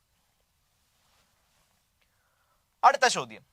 Ramya reads a novel, understands the sequence, infers the character traits and appreciates its literary style. The type of reading is. അപ്പോൾ രമ്യ ഒരു നോവൽ വായിക്കുന്നു, കഥ മനസ്സിലായി, കഥാപാത്രങ്ങളുടെ കാര്യങ്ങളെല്ലാം പിടികിട്ടി, അതിന്റെ ലിറ്റററി സ്റ്റൈലൊക്കെ അപ്രീഷിയേറ്റ് ചെയ്യുന്നു. അപ്പൊ ഇത്തരത്തിലുള്ള റീഡിങ്ങിനെ നമ്മൾ എന്താ വിളിക്കുക? Option A, reading beyond the lines. Option B, regulated reading. Option C, extensive reading. Option D, intensive reading. ഒരു നോവൽ വായിച്ച് കഥയും കഥാസന്ദർഭവും കഥാപാത്രവും എല്ലാം നല്ലതുപോലെ വായിച്ച് മനസ്സിലാക്കിയെങ്കിൽ ആ റീഡിങ്ങിനെ നമ്മൾ എന്ത് പറയും? ഇന്റൻസീവ് റീഡിംഗ് എന്ന് പറയും. എന്താണ്? Option D, intensive reading. So എന്താണ് ഈ intensive reading? The meaning of intensive reading is to read with full concentration. Intensive reading എന്ന് പറഞ്ഞാൽ മുഴുവൻ ശ്രദ്ധയോടുകൂടി, കംപ്ലീറ്റ് ഫോക്കസോടുകൂടി വായിക്കുന്നതിനെയാണ് നമ്മൾ ഇന്റൻസീവ് റീഡിംഗ് എന്ന് പറയുന്നത്. It is not about reading book after book or 10 articles in a day. 10 പുസ്തകം ഒരു ദിവസം വായിച്ചത് കൊണ്ടോ, അല്ലെങ്കിൽ എന്താ പറയുക, ഓരോ ആർട്ടിക്കിൾ തീർന്ന് ഇങ്ങനെ വായിച്ചു കൊണ്ടിരിക്കുന്നത് കൊണ്ടോ കാര്യമില്ല. Even if you are reading a single line quote, ഒരു വരിയാണ് നിങ്ങൾ വായിക്കുന്നതെങ്കിലും, you should try to understand what the words are trying to convey. ആ വാക്കുകൾ കൊണ്ട് എന്തർത്ഥമാണ് എഴുതിയ ആൾ കൺവേ ചെയ്യാൻ ഉദ്ദേശിക്കുന്നത്, അത് കൃത്യമായി ഡിഡക്റ്റ് ചെയ്ത് മനസ്സിലാക്കുന്നതിനെയാണ് ഇന്റൻസീവ് റീഡിംഗ് എന്ന് പറയുന്നത്, അല്ല വാരിക്കൂട്ടി വായിക്കുന്നതിനെ അല്ല. Intensive reading is one of the most critical skills you can develop to get a better understanding of information. ഒരു ഇൻഫർമേഷൻ നമുക്ക് മനസ്സിലാക്കണമെങ്കിൽ, നല്ല രീതിയിൽ മനസ്സിലാക്കണമെങ്കിൽ ഇന്റൻസീവ് റീഡിംഗ് കൂടിയേ തീരൂ. We get a deeper understanding of what's written, assess the purpose and evaluate the results to make sense of it. Intensive reading വഴി നമുക്ക് എന്താണ് എഴുതിയിരിക്കുന്നതിനെ കുറിച്ച് ആഴമേറിയ ഒരു അറിവ് കിട്ടും. അസസ് ദ പേർപ്പസ്, അതിന്റെ ഉദ്ദേശം എന്താണെന്ന് മനസ്സിലാവും. ആൻഡ് ഇവാലുവേറ്റ് ദ റിസൾട്ട്സ്, എന്താണ് അതുകൊണ്ട് ലക്ഷ്യം വെച്ചിരിക്കുന്നത്, അത്രയും കാര്യങ്ങൾക്ക് നമുക്ക് ഉത്തരം ലഭിക്കുന്നതായിരിക്കും ഇന്റൻസീവ് റീഡിങ്ങിലൂടെ. അടുത്ത ചോദ്യം. The branch of linguistics that deals with system of sounds. Direct question ആണ്. സിസ്റ്റം ഓഫ് സൗണ്ട്സുമായി ബന്ധപ്പെട്ട branch of linguistics within a language or between different languages. എന്താണ് ഉത്തരം? Option A, phonology. Option B, morphology. Option C, syntax. Option D, recursion. System of സൗണ്ട്സുമായി ബന്ധപ്പെട്ട branch of ലിംഗ്വിസ്റ്റിക്സിനെ നമ്മൾ പറയുന്നത് phonology എന്നാണ്. സിസ്റ്റം ഓഫ് സൗണ്ട്, സൗണ്ട് എന്ന് പറഞ്ഞാൽ തന്നെ എന്താണ്? ഫോണോളജി എന്ന് പറഞ്ഞാൽ സൗണ്ട്സുമായി ബന്ധപ്പെട്ട പഠനമെന്നാണ്. എന്താണ് ഫോണോളജി എന്ന് നോക്കാം. Phonology is the study of the sound system of A language. ഒരു ഭാഷയുടെ സൗണ്ട് സിസ്റ്റത്തെ കുറിച്ചുള്ള പഠനമാണ് ഫോണോളജി. ഫോൺ എന്ന് പറഞ്ഞാൽ തന്നെ അറിയില്ല, ശബ്ദം എന്നാണ്. സം ലിംഗ്വിസ്റ്റ് ഇൻക്ലൂഡ്, ചില ലിംഗ്വിസ്റ്റുകൾ ഫോണോളജിയിൽ എന്തൊക്കെ ഉൾപ്പെടുത്തുന്നുണ്ട്? Phonetics, study of the production and description of speech sounds within the study of phonology. So ഫോണോളജിയിൽ ശബ്ദത്തെ കുറിച്ച് മാത്രമല്ല, ചില ലിംഗ്വിസ്റ്റുകൾ ഫോണറ്റിക്സിന്റെ പഠനം കൂടി ഫോണോളജിയിൽ ഉൾപ്പെടുത്താറുണ്ട്. അടുത്ത ചോദ്യം. A teacher starts from nursery rhymes to teach the rhyme scheme in a higher class. The approach she adopted. ഒരു ടീച്ചർ എന്ത് ചെയ്യുന്നു, നഴ്സറി റൈംസ് തൊട്ട് ആരംഭിക്കുന്നു. എന്തിന്? ടു ടീച്ച് ദ റൈം സ്കീമിനെ ഹയർ ക്ലാസ്. അപ്പൊ ഈ മെത്തേഡിനെ, ഈ ഒരു അപ്രോച്ചിനെ നമ്മൾ എന്താ വിളിക്കുന്നത്? Option A bottom up approach, option B top down approach, option C horizontal approach, option D vertical approach. ഒരു ടീച്ചർ നഴ്സറി റൈംസിൽ നിന്ന് തുടങ്ങുന്നു ടു ടീച്ച് റൈം സ്കീമിനെ higher class. The answer is option A bottom up approach എന്നാണ് പറയുന്നത്. എന്തുകൊണ്ട്? Bottom up approach അല്ലെങ്കിൽ bottom up processing, it happens when someone tries to understand language by looking at the individual meaning or grammatical characteristics of the most basic unit of the text and moves from these to trying to understand the whole text. So bottom up processing എന്ന് പറഞ്ഞാൽ തന്നെ എന്താണ്? ഒരാൾ ഒരു ഭാഷ മനസ്സിലാക്കാൻ ശ്രമിക്കുന്നു അതിൻ്റെ ഇൻഡിവിജ്വൽ മീനിങ്സോ ഗ്രാമാറ്റിക്കൽ ക്യാരക്ടറിസ്റ്റിക്സോ വെച്ചിട്ട്, എന്നിട്ട് മൂവ്സ് ഫ്രം ദീസ്, അവിടുന്ന് അത് മനസ്സിലാക്കിയതിന് ശേഷം to trying to understand the whole text, പിന്നീട് ആ മുഴുവൻ ടെക്സ്റ്റ് മനസ്സിലാക്കുക എന്നൊരു പ്രക്രിയയിലേക്ക് അദ്ദേഹം ഉയരുന്നതിനെയാണ്, അതാണ് ബോട്ടം അപ്പ് എന്ന് നമ്മൾ പറയുന്നത്. അടുത്ത ചോദ്യം, consider the reasons Y English language is promoted world wide. English ഭാഷ ലോകം മുഴുവൻ പ്രചരിക്കുന്നതിൻ്റെ അല്ലെങ്കിൽ ഇത്രത്തോളം ഒരു സ്വീകാര്യത കിട്ടാനുള്ള കാരണം എന്താണ്? Vibrancy as a global language, ഒരു ആഗോള ഭാഷ. Special feature as an Indo European language, ഒരു ഇൻഡോ യൂറോപ്യൻ ലാംഗ്വേജ് ആയതുകൊണ്ടാണോ? Importance as a language of internet and press, ഇന്റർനെറ്റിന്റെയും മാധ്യമങ്ങളുടെയും ഭാഷ ആയതുകൊണ്ടാണോ? അപ്പൊ ഈ 3 സ്റ്റേറ്റ്മെന്റ്സ് എടുക്കുക, എന്നിട്ട് കറക്റ്റ് ഓപ്ഷൻ 1, 2, 3. 3 കറക്റ്റ് ആണോ? അതോ 1, 2 ആണോ കറക്റ്റ്? 1, 3 ആണോ കറക്റ്റ്? അതോ 2, 3 ആണോ കറക്റ്റ്? ഓക്കെ, നമുക്ക് തിരിച്ച് ഉത്തരത്തിലേക്ക് തന്നെ വരാം. 3 കറക്റ്റ് ആണോ? അതോ 1, 2 ആണോ കറക്റ്റ്? 1, 3 ആണോ കറക്റ്റ്? 2, 3 ആണോ കറക്റ്റ്? ഏതാണ്? The answer is option C. 1 and 3 are correct. 1ഉം 3ഉം correct ആണ്. കാരണം എന്താണ് നോക്കാം.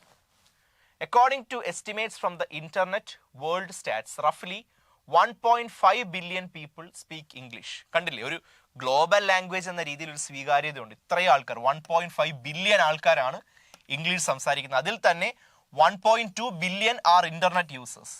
കണ്ടില്ലേ, 1.5ൽ 1.2 ഇന്റർനെറ്റ് യൂസേഴ്സ് ആണ്. That's equivalent to 25.9% of world's internet users. അപ്പോൾ ഈ കണക്ക് വെച്ച് നോക്കുകയാണെങ്കിൽ മൊത്തം എത്ര പേരാണ്? ലോകത്തെ ഇന്റർനെറ്റ് യൂസേഴ്സിന്റെ മൊത്തം എണ്ണത്തിലെ 25.9% ആൾക്കാർ. Meaning that almost 3 in 4 users are unable to understand more than 60% of all websites and at least without a translation tool. ഇപ്പോൾ പിടികിട്ടിയാലോ, പ്രധാനമായൊരു കാരണം ഇതാണ്.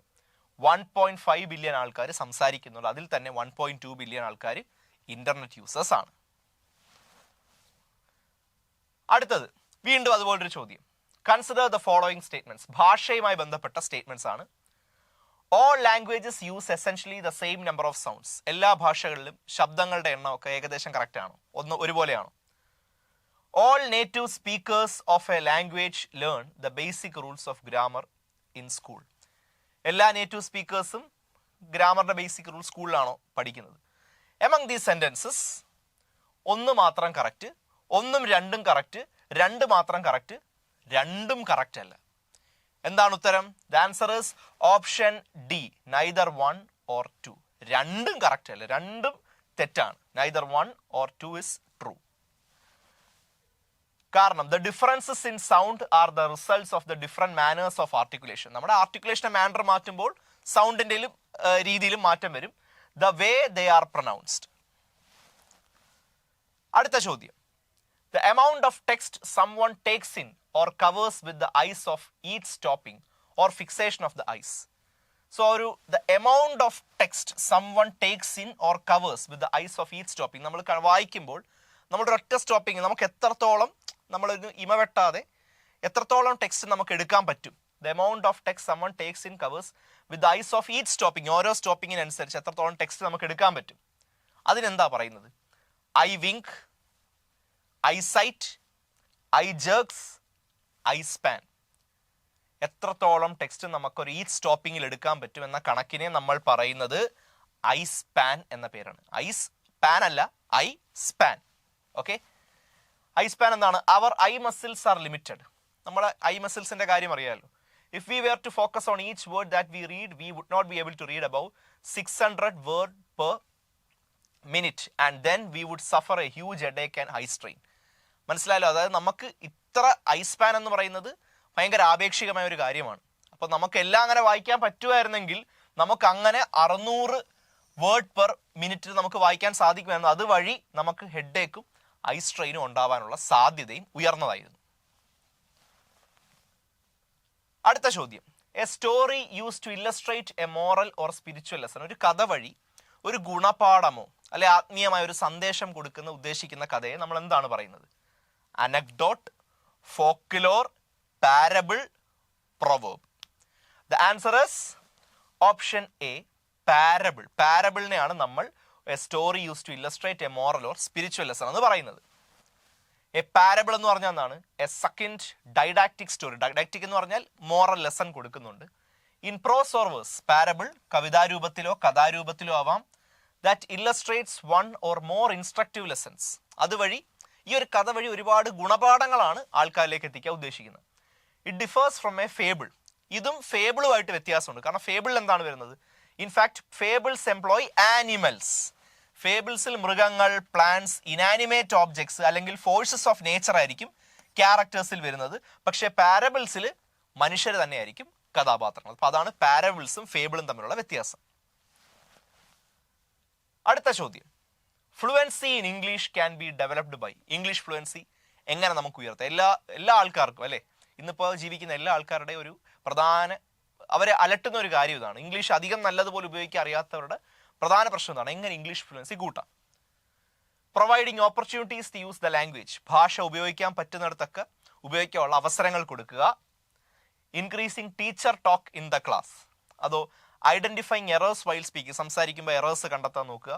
Allowing reluctant students to remain silent. സംസാരിക്കാൻ പറ്റാത്ത ആൾക്കാരുടെ അടുത്ത് സൈലന്റ് ആയിരിക്കാൻ പറയുക. ഇത് ഓപ്ഷൻ വായിക്കുമ്പോഴേ നിങ്ങൾക്ക് അറിയാം അതിൻ്റെ ഉത്തരം എന്താണ്. The answer is option A, providing opportunities to use the language. ആ ഭാഷ ഉപയോഗിക്കാൻ അവർക്ക് വീണ്ടും വീണ്ടും അവസരം കൊടുക്കുക. കാരണം ഡെവലപ്പിംഗ് ഫ്ലുവൻസി, ഒരു ഭാഷയിൽ നമുക്ക് ഫ്ലുവൻസി വേണമെങ്കിൽ it requires constant and consistent practice. നിരന്തരം നമ്മളത് പ്രാക്ടീസ് ചെയ്തുകൊണ്ടിരിക്കണം. And using maximum opportunities. എവിടൊക്കെ നമുക്കത് സംസാരിക്കാൻ അവസരം കിട്ടുന്നു അവിടെ കയറി സംസാരിച്ച് നമുക്ക് ആ ഫ്ലുവൻസി ഉയർത്താൻ സാധിക്കും. സോ ഇതോടുകൂടി കേറ്റഡ് കാറ്റഗറി 3 ഇംഗ്ലീഷ് പാർട്ട് 3യുടെ PYQ അനാലിസിസ് അവസാനിക്കുകയാണ്. നമ്മൾ ഓരോ ചോദ്യവും കൃത്യമായിട്ട് അതിൻ്റെ ഓപ്ഷൻ പറഞ്ഞ് ഉത്തരം ഇതാണ് എന്ന് പറഞ്ഞ് മാത്രമായിരുന്നില്ല ഈ ഒരു വീഡിയോ കൊണ്ട് നമ്മൾ ലക്ഷ്യമാക്കിയത്. ഓരോ ഉത്തരം കഴിഞ്ഞിട്ടും ആ ഉത്തരവുമായി ബന്ധപ്പെട്ട ഒരു അനാലിറ്റിക്കൽ റീസണിങ്ങും, എങ്ങനെയാണ് ആ ഉത്തരം വന്നത്, ആ ഉത്തരത്തിനെ കുറിച്ച് എന്തെങ്കിലും ഒരു എക്സ്ട്രാ ഇൻഫോ കൂടി നിങ്ങളിലേക്ക് എത്തിക്കണമെന്നൊരു ലക്ഷ്യം കൂടി ഈ ഒരു വീഡിയോയ്ക്ക് ഉണ്ടായിരുന്നു. സോ നമുക്ക് മറ്റൊരു വീഡിയോയുമായി വീണ്ടും കാണാം. Thank you.